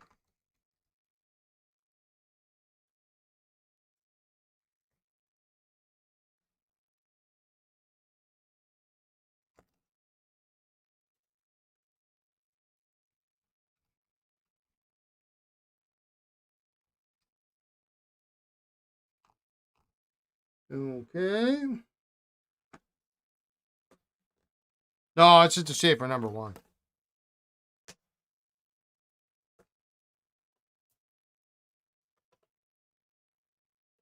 While I'm in here, I want to look at this because I was looking at some Conklins last night.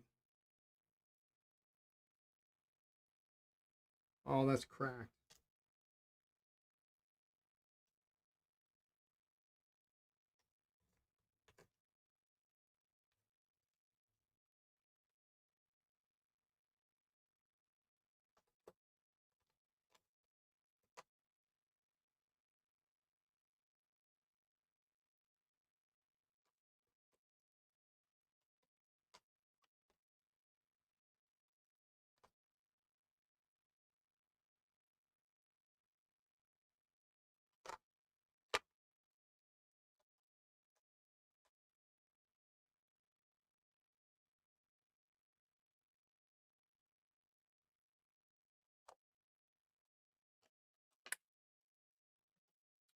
Well, we got one more place to look.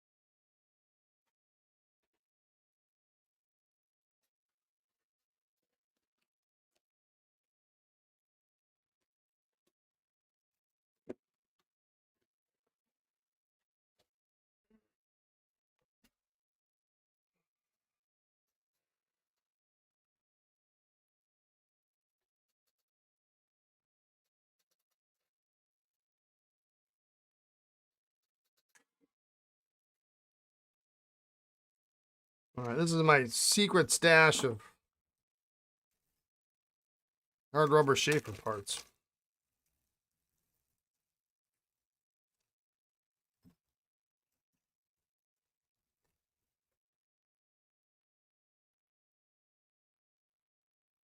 Well, I wish I had a cap for this. Sheaffer 5, self-filling.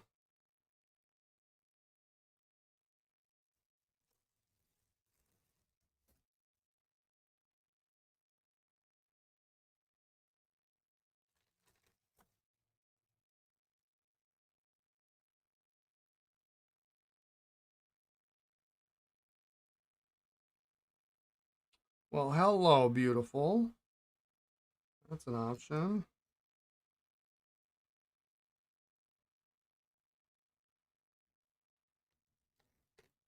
That's my only option. Oh, the number 5. I think this is the wrong barrel.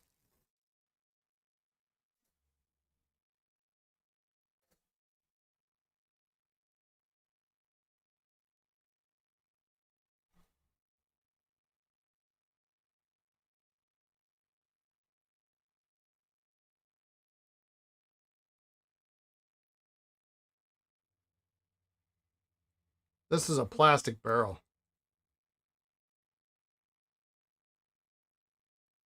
It's a good nib. So I do have here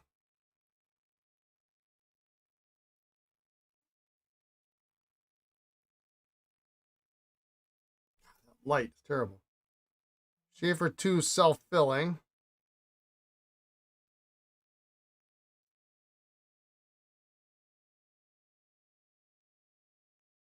And this is the 3-line imprint.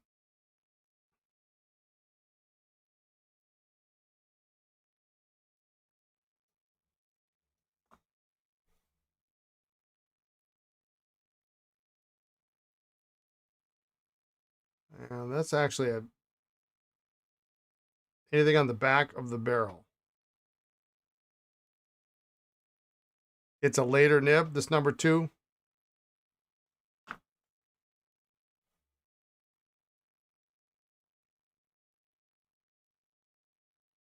Oh, the end. No, there's nothing on the end here.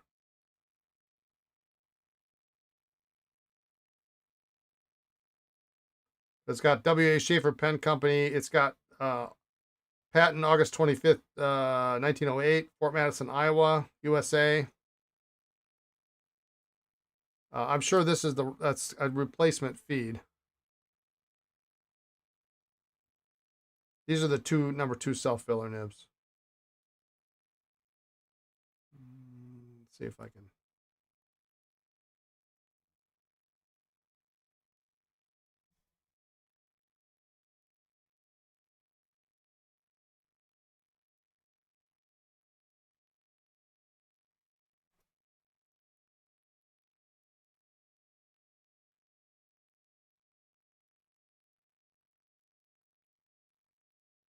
They look different.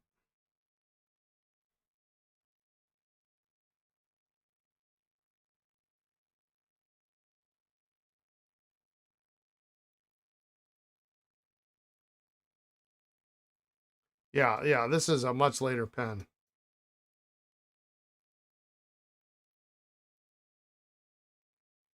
It'd be a better swap than a 325, right? Or am I better off just leaving it in this pen and hoping some decade I find a cap for this guy? I'm probably never going to find a cap for this, am I?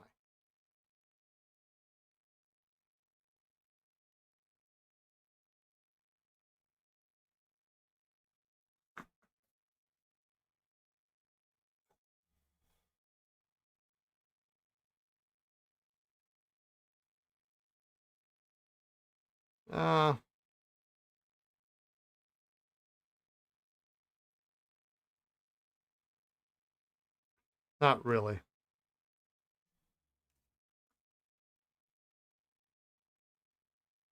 Yeah, this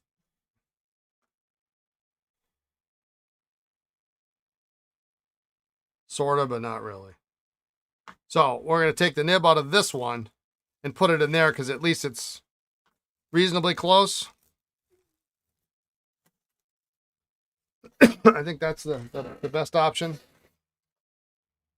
Yeah, I can always swap it back if I get a different one. I'm pretty sure I don't have any other you would swap this nib into this pen. I mean, what are we talking about difference in age here? This has really got a beautiful imprint on here.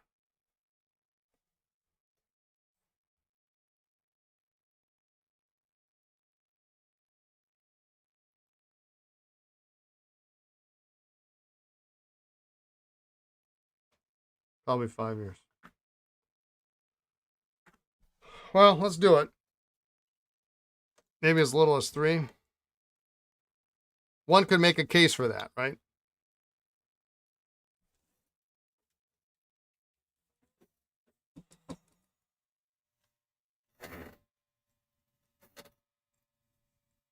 This one, I think this one is really, really quite ugly.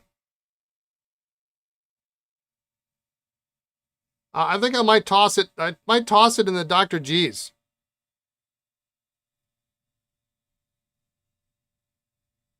It's just really uneven. It's got this other crusty crap on there.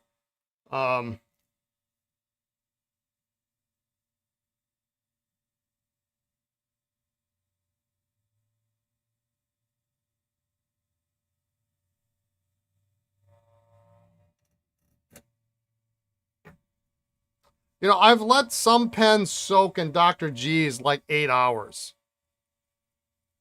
And what I've come to find is I don't think that's necessary.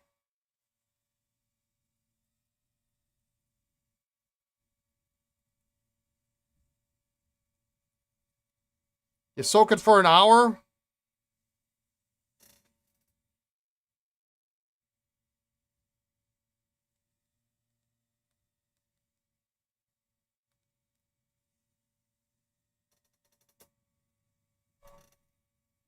And it seems to be okay.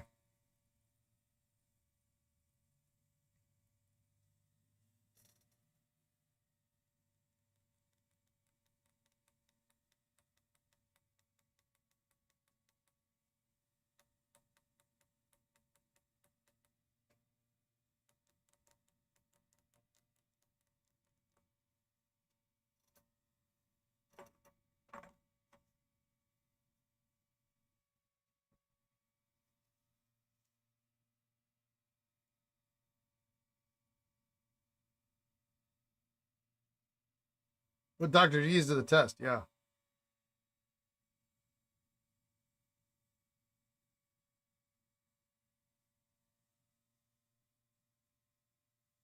Nice growth. Are you pleased?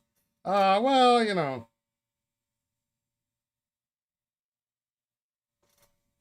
Yeah, it's for a good cause. I can tell you one thing on December 1st, I'm probably going to shave it off. Actually, I feel a little self-conscious about it.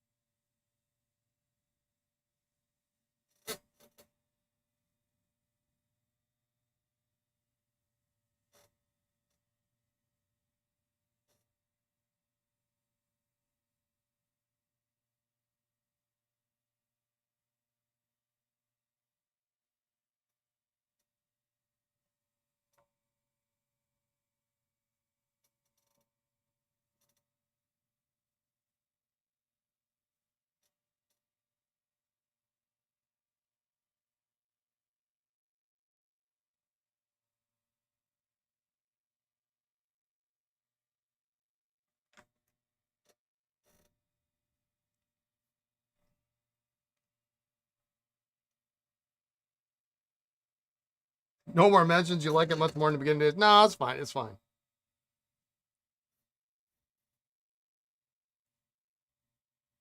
As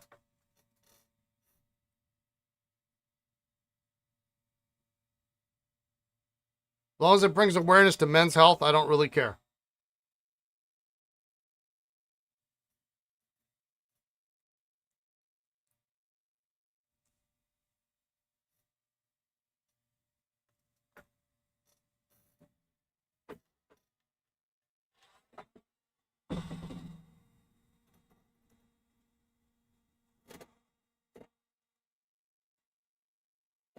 All right.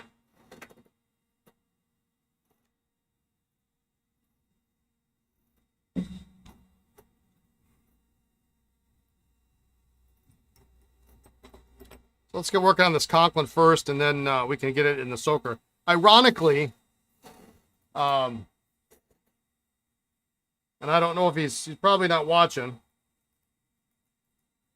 But if he's not, I'm going to send him a link to today's stream. I had somebody, as I recall, been a customer for a long time, and asked, actually, he ordered some repair supplies today and said, does Dr. G's really work?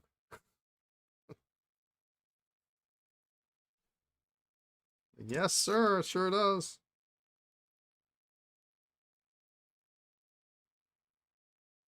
So this one I think is going to fit in the middle between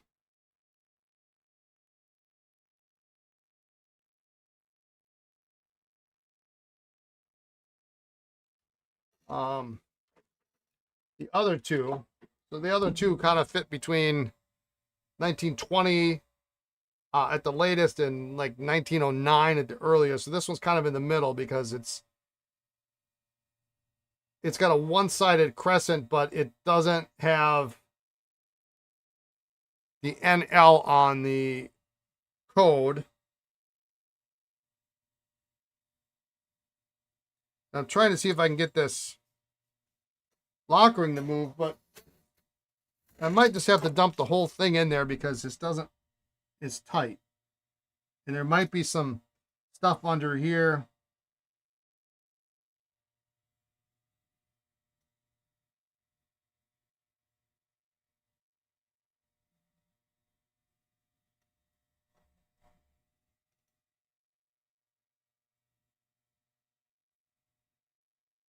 We'll just try a little heat first and see if that works. And if not, we'll just dump it in there.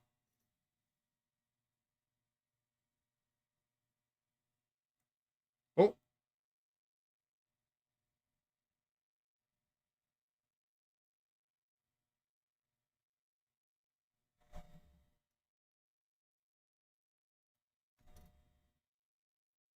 There we go.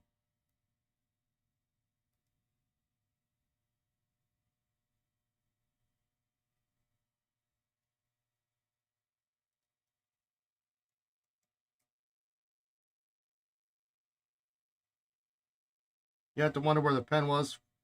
Be in that condition? Yeah.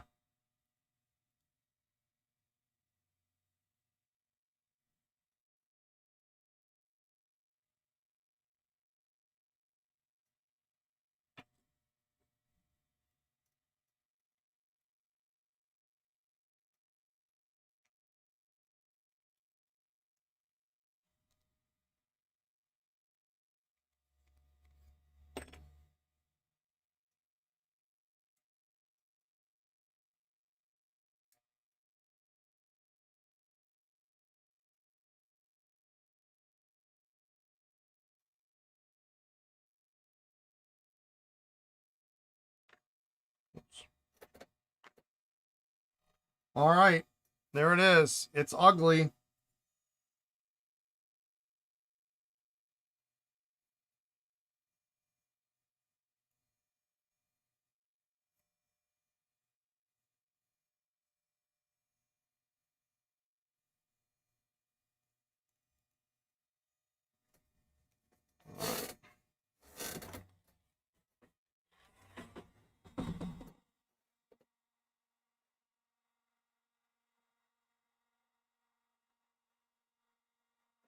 All right, so I'll have one last look at it here.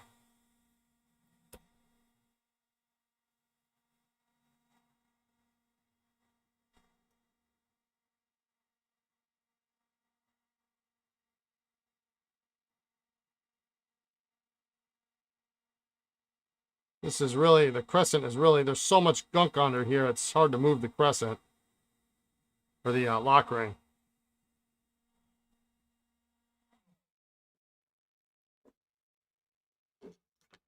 So unfortunately, since this is black, you really won't see much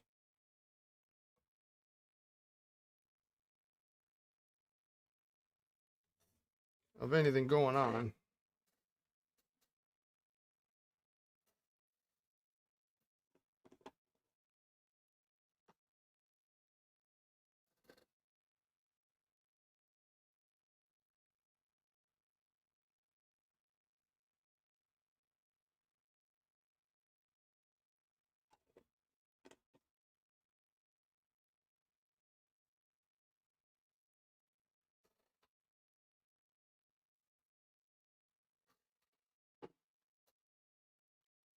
Just a little bit to top it off.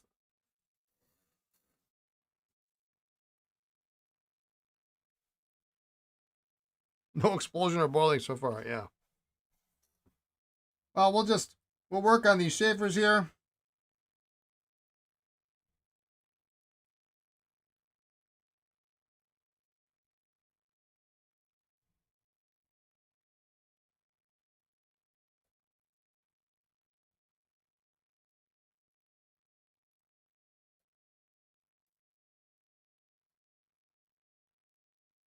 An orange sack.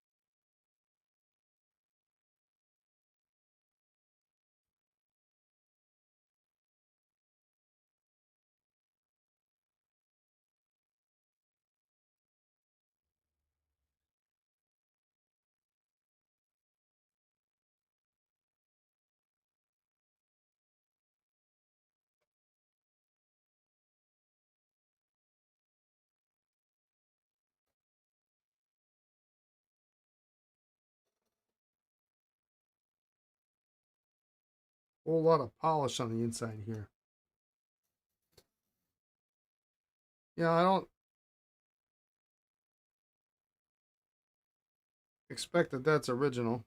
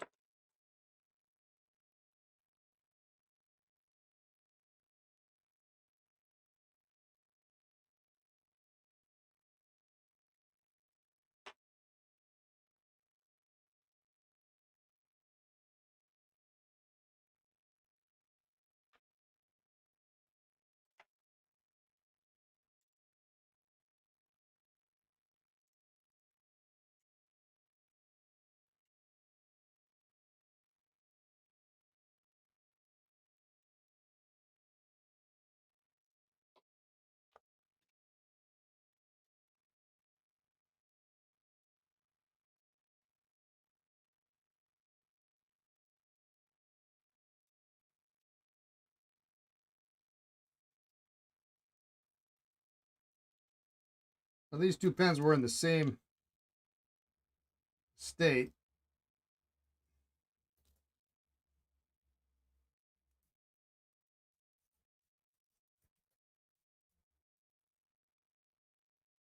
Maybe he had orange sacks.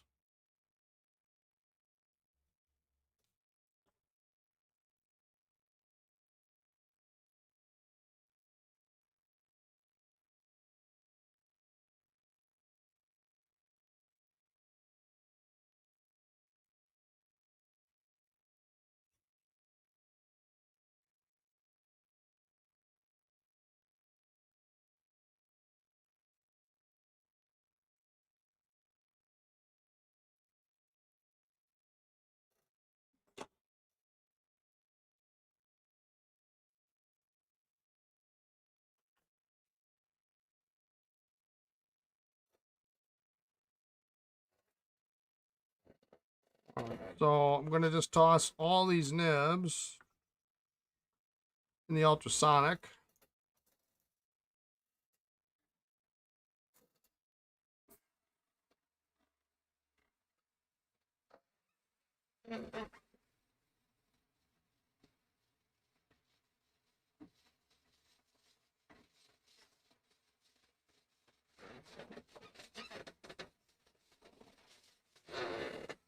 Sergeant Stretch, how you doing?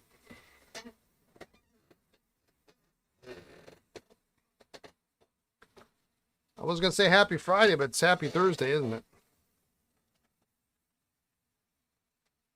For me, it's like Friday. Not bad. I'm doing great. Because when I get done with my stream, I'm going home. Tomorrow's a short day.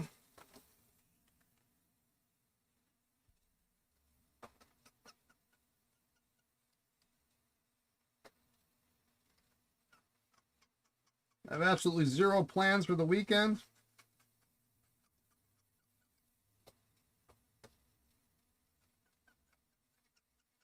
Which is good.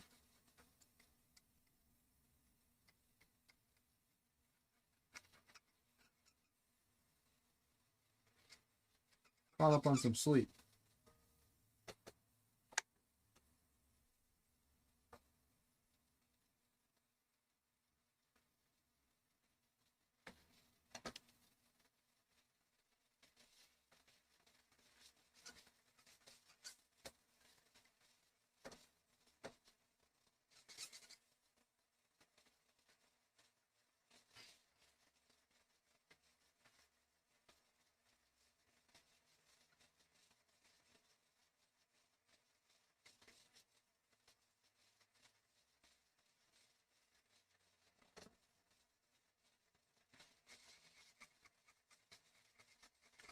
Some of that schmutz here on this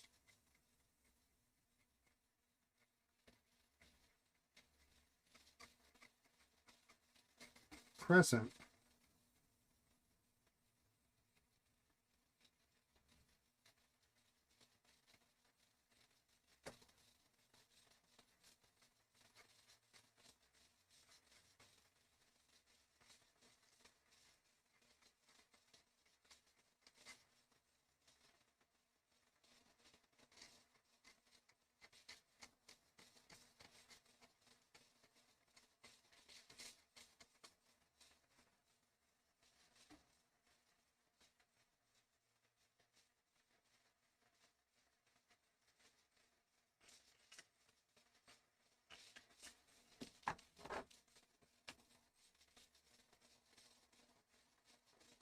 Been meaning to ask, where do you get such a cool notepad with the pens on top? Just one of the perks of being a dealer.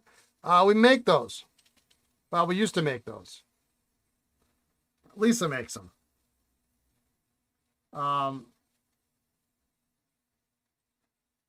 We do plan on making them again in the future.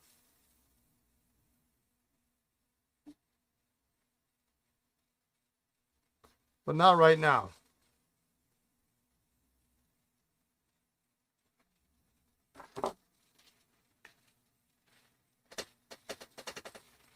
Were you busy with Fountain Pen Day orders? Mine got shipped quick. Well, we didn't really do anything for Fountain Pen Day. We had a fair amount of orders.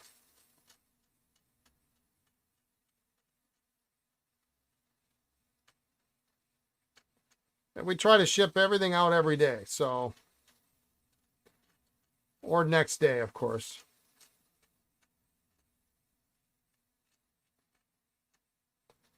I said, you know what, this year I'm not going to do anything for Fountain Pen Day because I don't need to give anything away.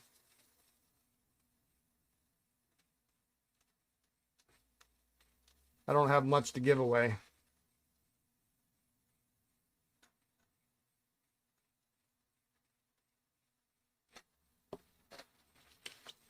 But yeah, we've actually been pretty busy the last week has been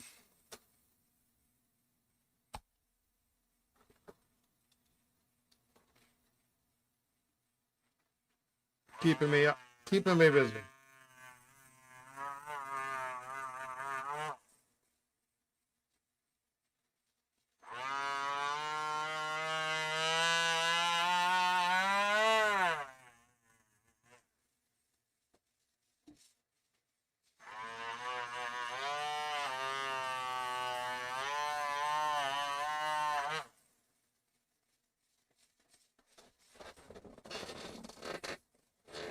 Schmutz is a Yiddish and German word meaning dirt, grime, or filth. It can refer to little dirt, but is used more broadly for anything perceived as messy or unclean. Yeah.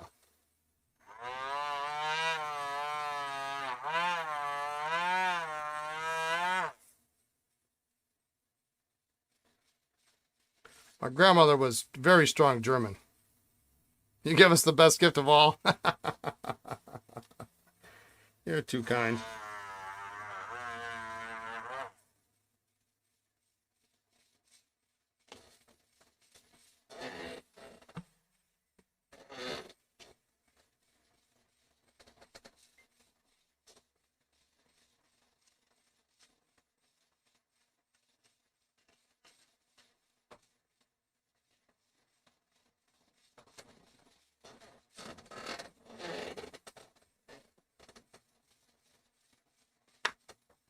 I'll polish that up later. That looks better.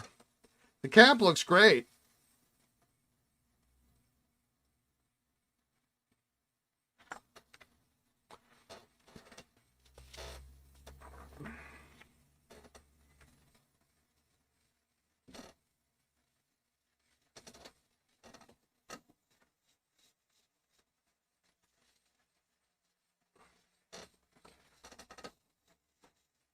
I got a feeling these sections aren't very dirty, but if we get a little water in there.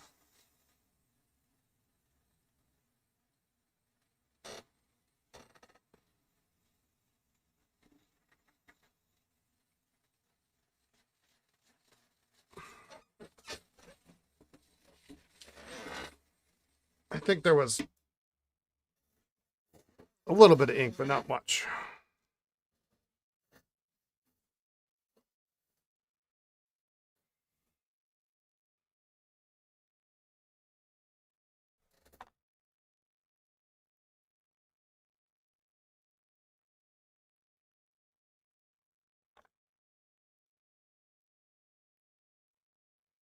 Well, so the question then.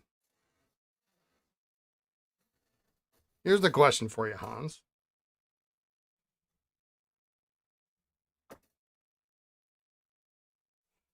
Do I put the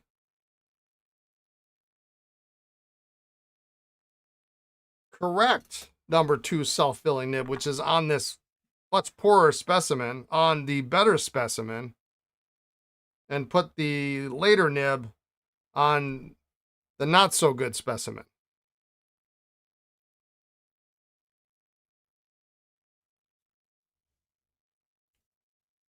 And can I just swap the sections? Will they fit?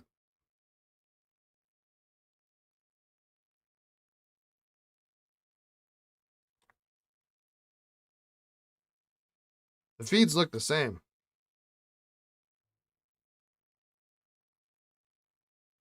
Yeah.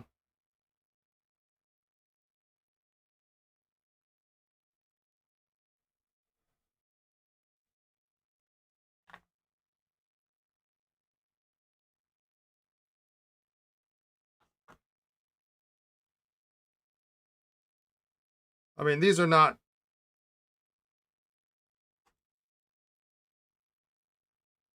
Well, the section from this pen is fits a little bit looser in this. So actually what I'd have to do is I'd have to knock this one out. I got to knock these two nibs out anyway.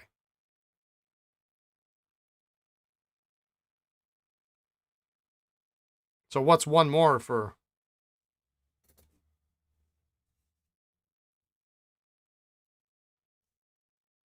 You would not enjoy knocking out an extra nib?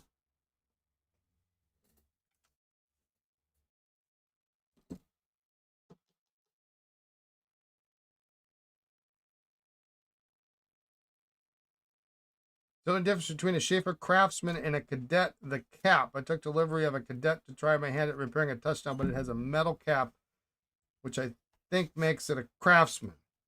Oh man, here we go. You gotta look at one of those. I think Kennedy's have a reference page.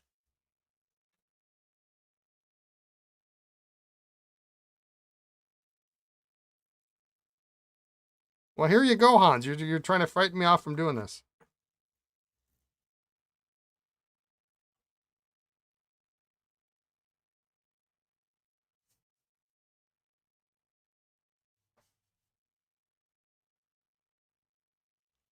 Try the nib in that other pen. All right.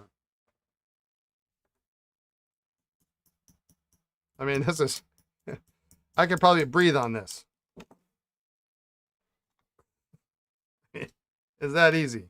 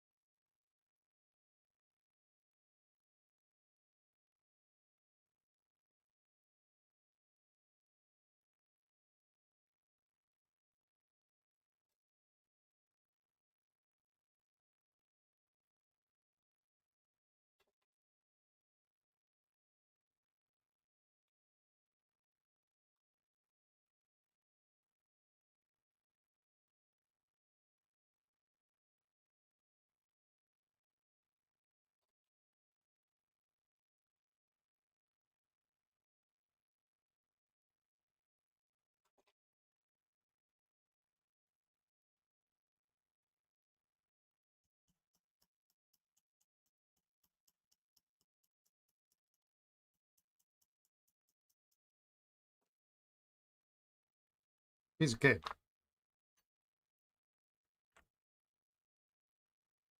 Now this nib isn't that much better. It's just it's actually the iridium has really worn off. Something fierce.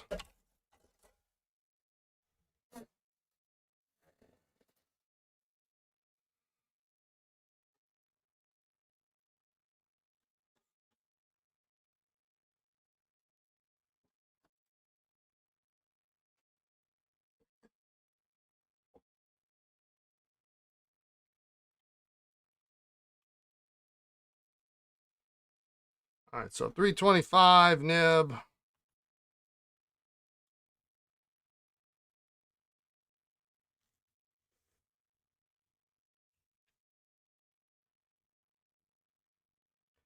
gonna put this nib and this section back into this pen. This feed is way too late for it.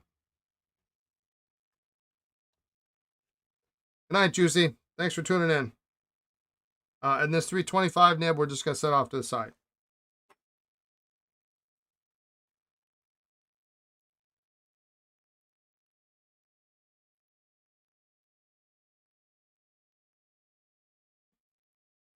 It's not a great nib. Neither of these are really great nibs.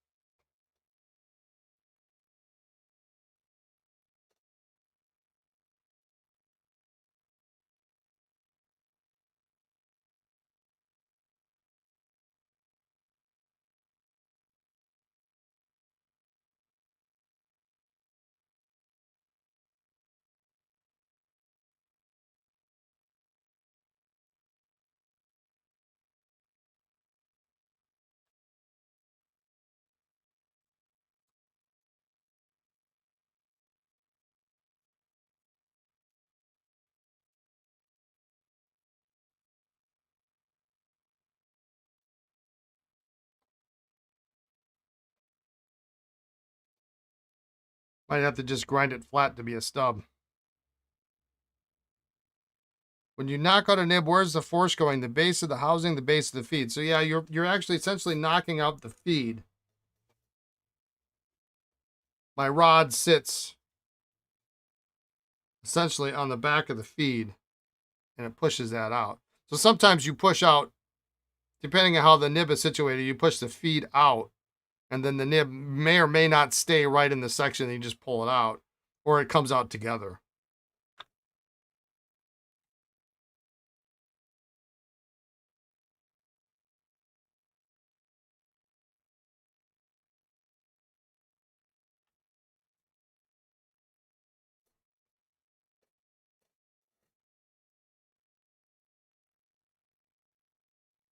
But you always want to soak it first, make sure that there's no ink in there. Use heat if you have to, if it's hard rubber.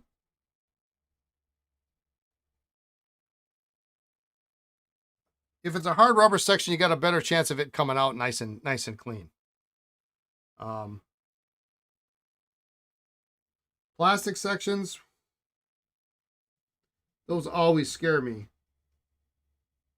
particularly vacuumatics.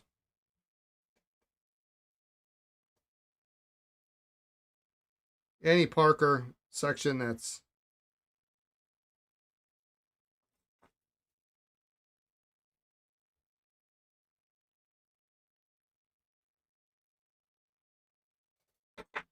plastic. I mean, because what happens is the material shrinks. It's hard as all bejesus to get it out.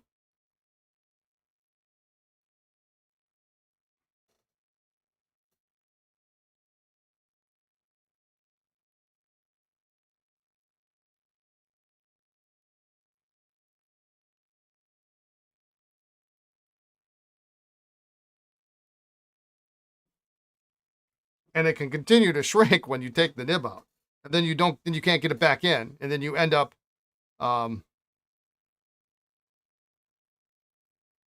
then you end up cracking the section, putting it back in. So I don't always, I'm not afraid of taking out hard rubber, knocking nibs out of hard rubber sections. Heat hard rubber Japanese sections before knocking nibs out.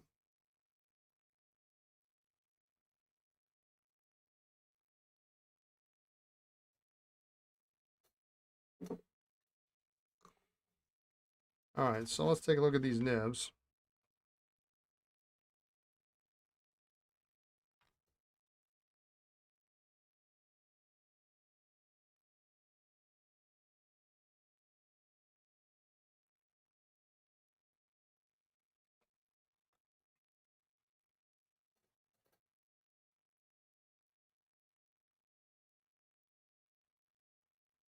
Yeah, I think I'll just switch these around.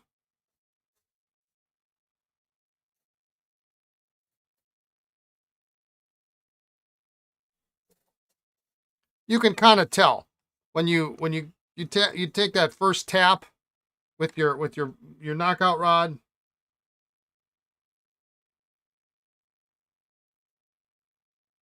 You know whether it's coming out easy or not.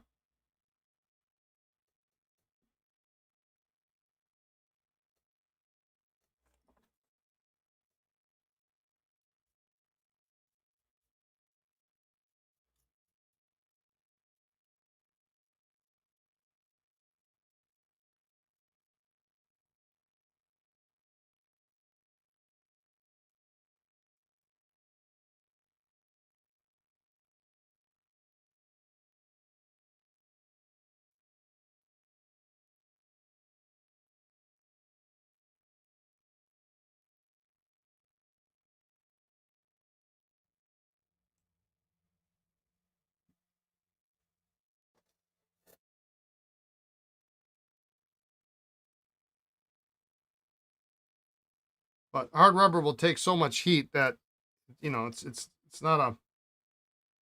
You got to heat it. You got to heat it. No big deal. And if Hans says to heat Japanese hard rubber sections, you heat Japanese hard rubber sections.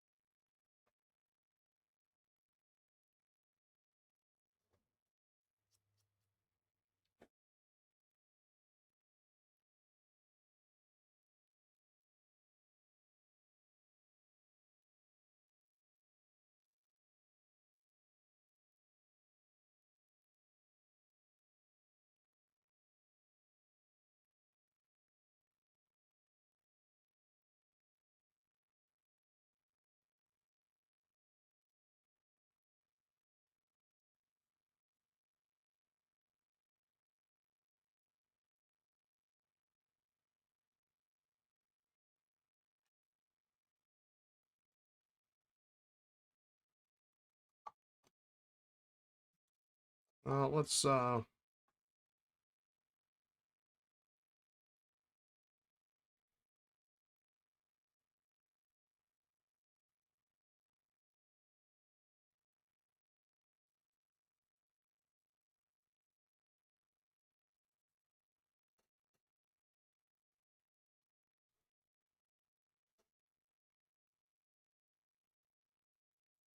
clean the inside of this out.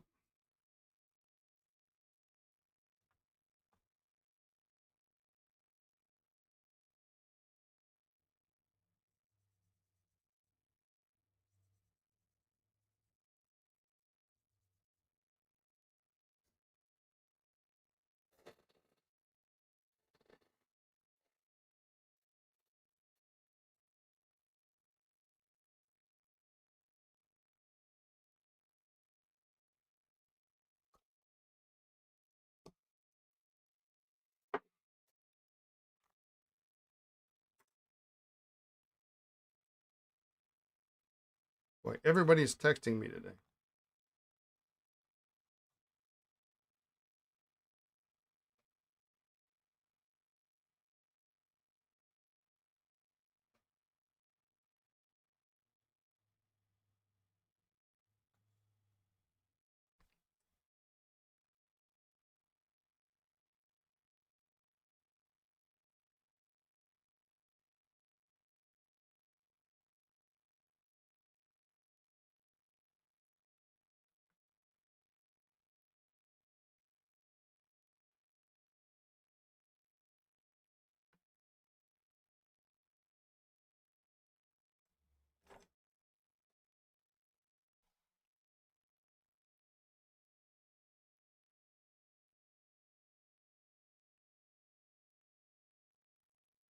But this has got so much stuff on here.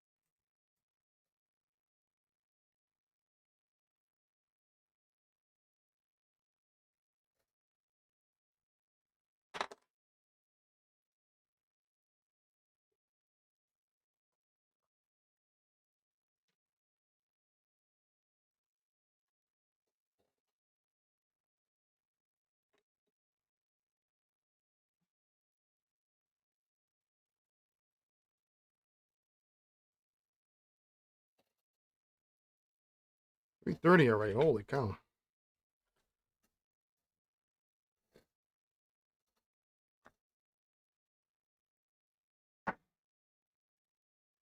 We'll work on that section later. I want to take a look at the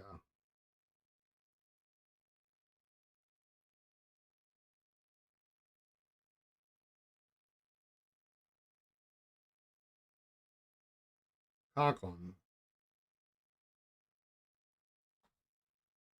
See how that's turning out.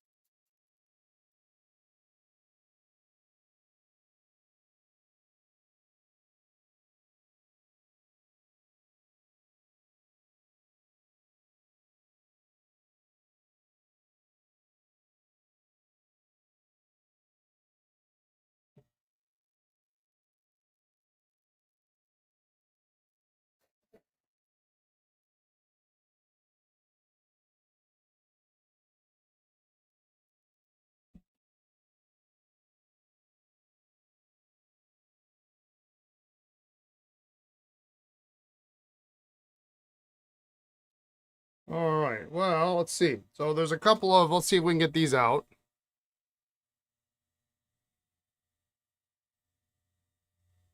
A couple of old pliers marks. Maybe we can make them better.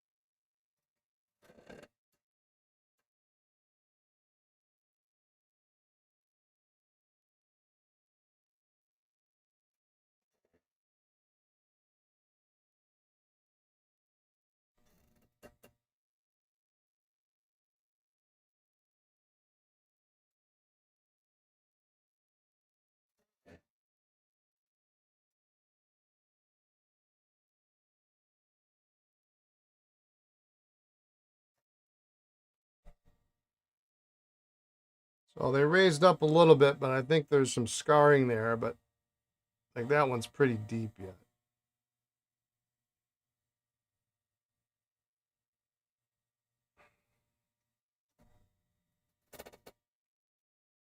Heat scares me to death. First vintage pen warped by a pro. First vintage pen warped by a pro.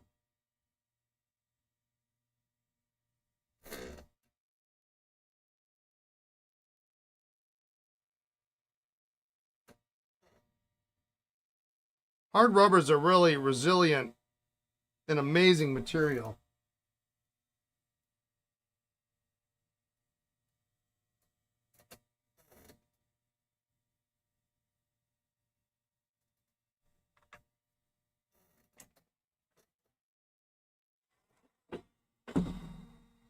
That will really bounce back quite nicely. Your first vintage pen was warped by a non-pro who used heat on a celluloid barrel. What was he doing to the barrel?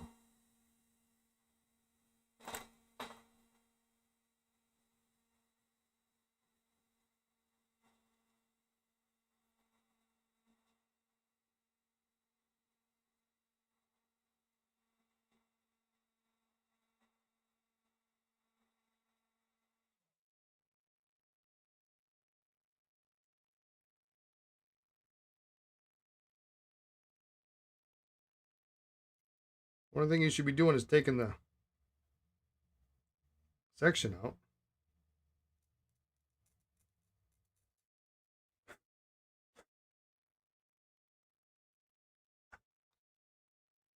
God knows, yeah. Well.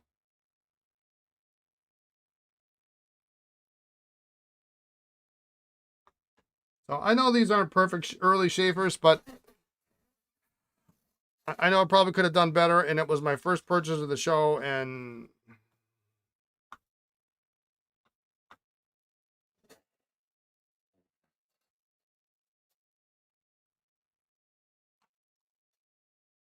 I still abide by the concept of school. I'm learning, and this is my education. So I paid more than I should have. I can still enjoy them, yeah. I can enjoy the history. They will be better than they were when I bought them. There's no pen in here anymore. It's all. Oh, is it? Oh, look at that.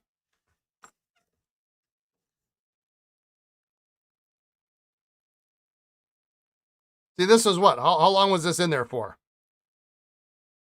Oh, is that nasty? I need a different cloth. I am not gonna wipe that off on some. I'll be right back. I think I'm gonna wipe it off on a napkin first.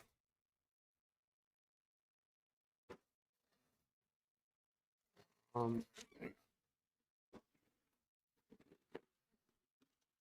and then I'll rub it down on my normal cloth.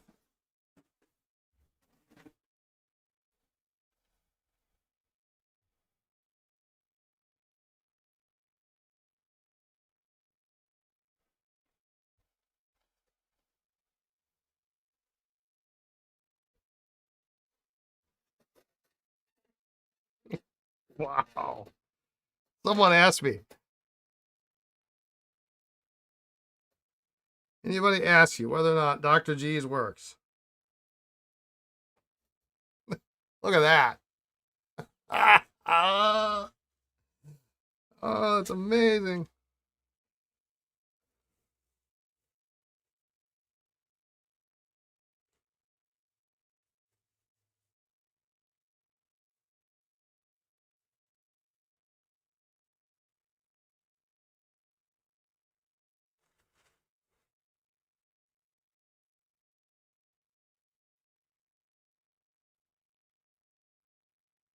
And the crescent is moving now.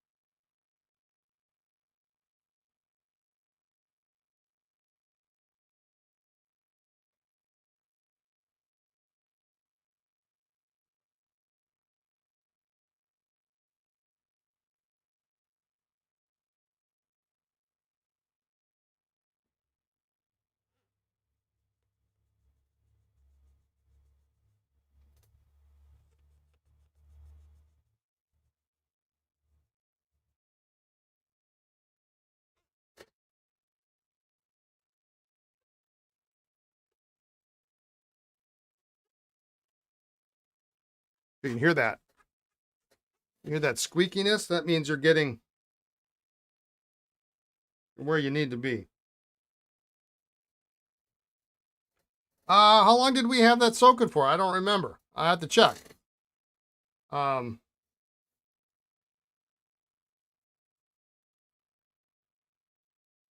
was it 45 minutes?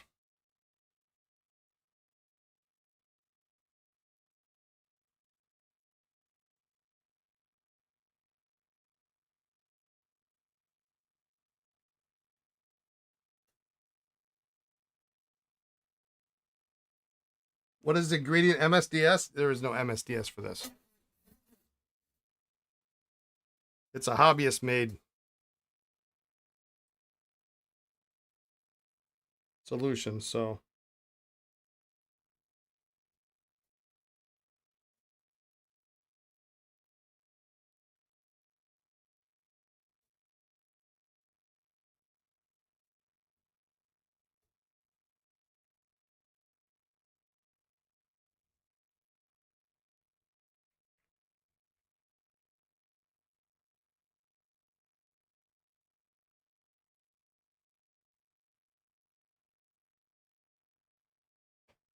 this is ridiculous.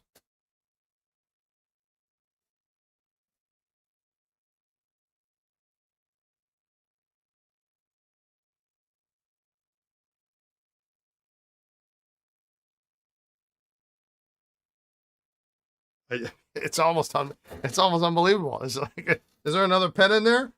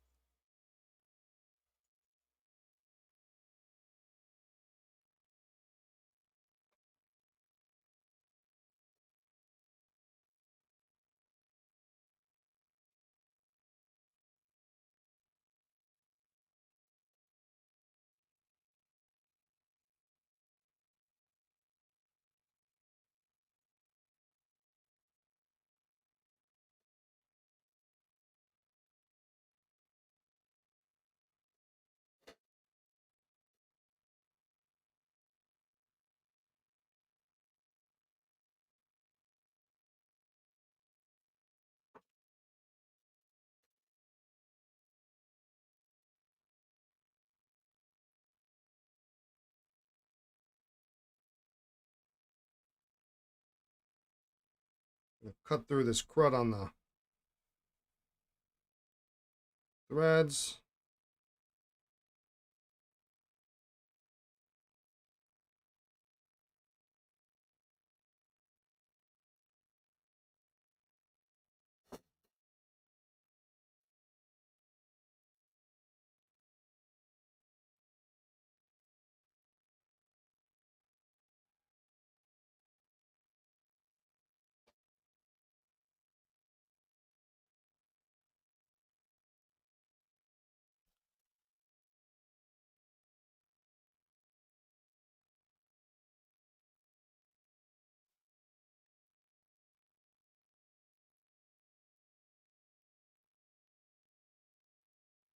It still could use it. Probably, I mean, you could probably soak it for, but I mean, look how easy this moves.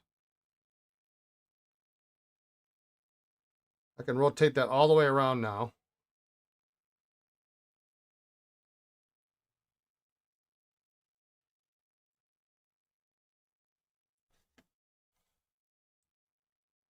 And it's actually, I'm not going to do anything with the cap.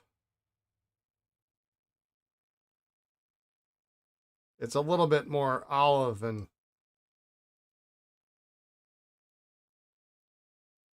matte than the cap, but I mean, so much more presentable. Yeah, it's ridiculous good. It's really. So yeah, we got a little bit. You can kind of see right here, it's a little bit more olive toward the crescent where it's harder to rub that off.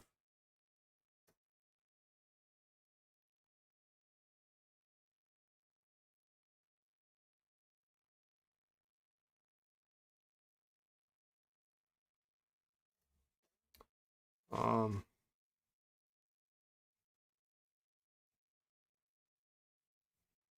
I mean, but that's so much better. Oh my goodness.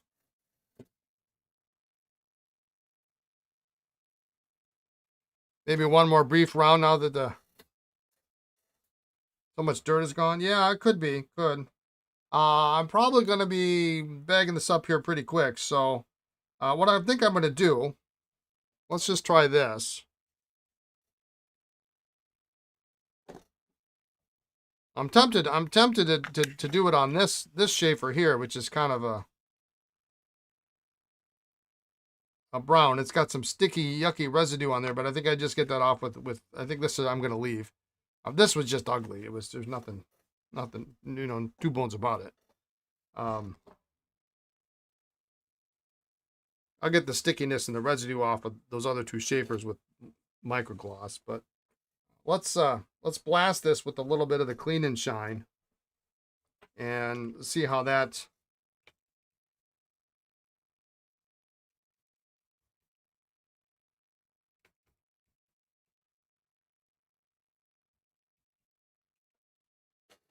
Let that soak for a couple minutes.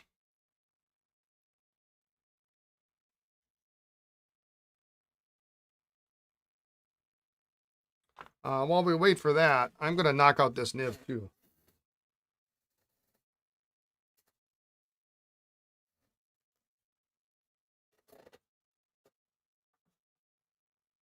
I need to reset it, so.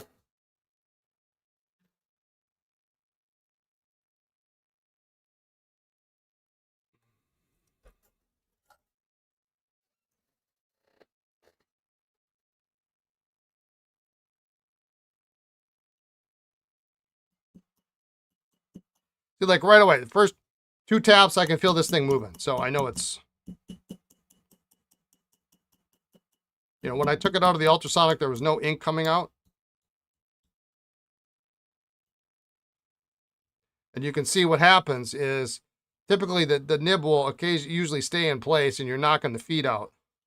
And then when the feed comes out, there's the nib. I can just pull it out.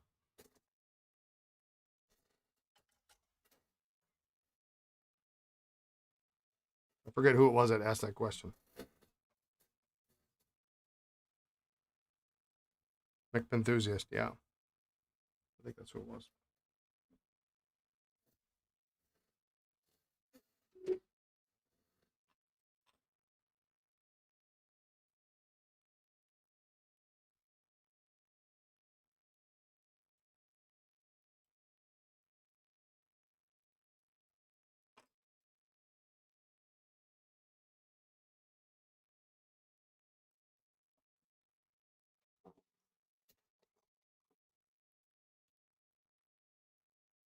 But that's just remarkable. That was really a transformation.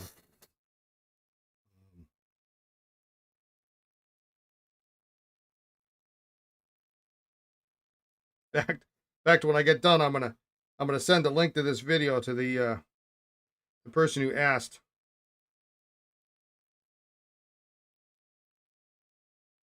Even if it's not perfect,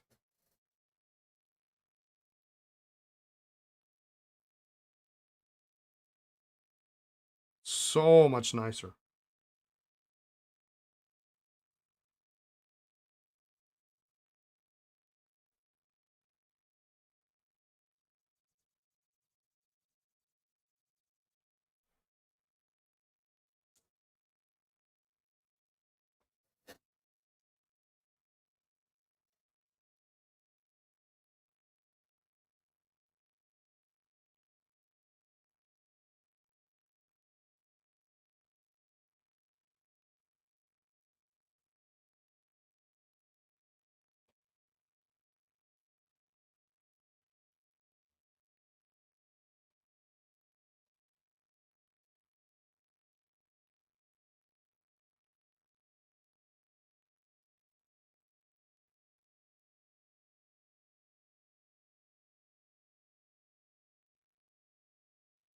Sadly, there's a very large crack in that nib.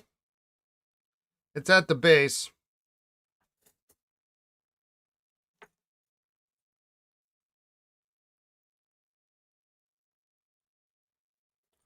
Um, but we'll deal with it tomorrow. I mean, there's nothing we can do about that. Um, I don't have a Conklin #3 Toledo nib, so.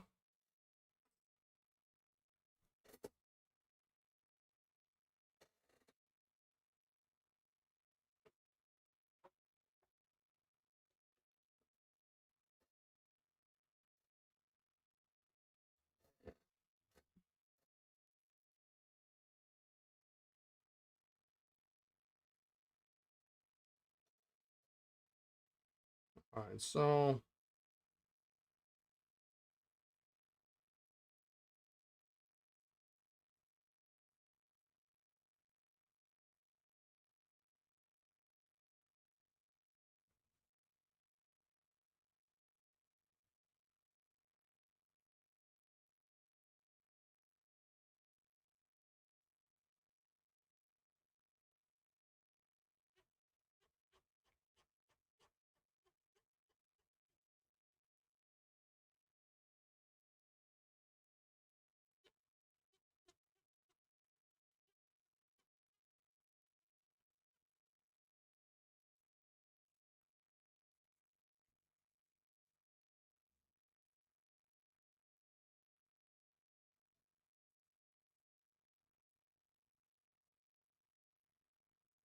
we got some stuff underneath the crescent and sort of taking the crescent off, which I don't recommend for the faint of heart.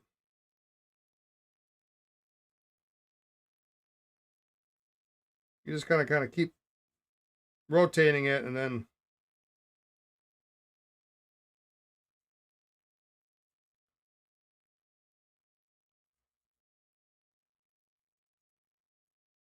wiping it.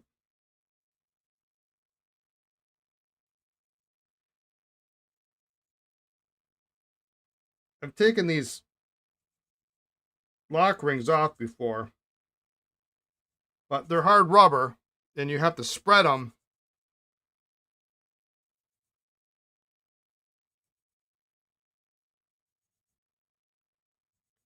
And they're thin, and try not to break them. They have to, in this case, it's got to go over a pretty steep lip.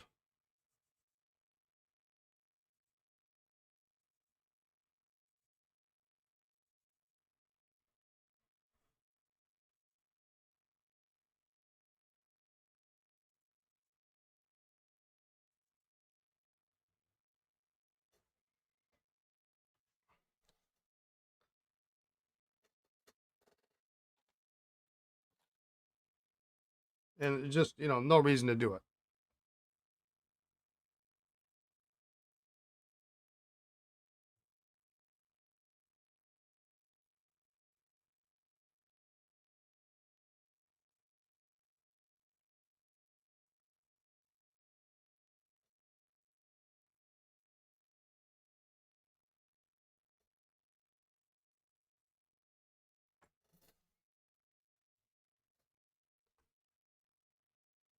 Not bad. Not bad at all.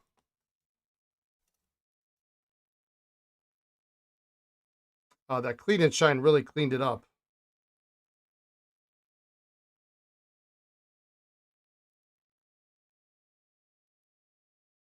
Quite nicely.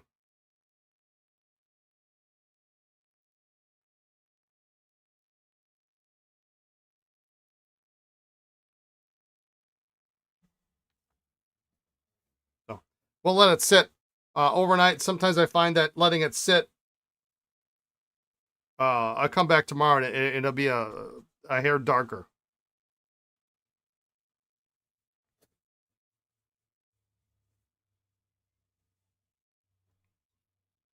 So actually, in this case, we're going to let it sit till Monday. Because tomorrow is Friday. Tomorrow is tomorrow's podcast day, 1:30. Have a great night, Hans. Thanks so much. Appreciate you tuning in as always. 1:30 p.m. Central Time. We got a new batch of consignment pens, I think. I'm pretty sure. Let me just double check real quick. Yeah, it looks like we've got 10 really pretty nice consignment pens that we'll talk about on the podcast tomorrow.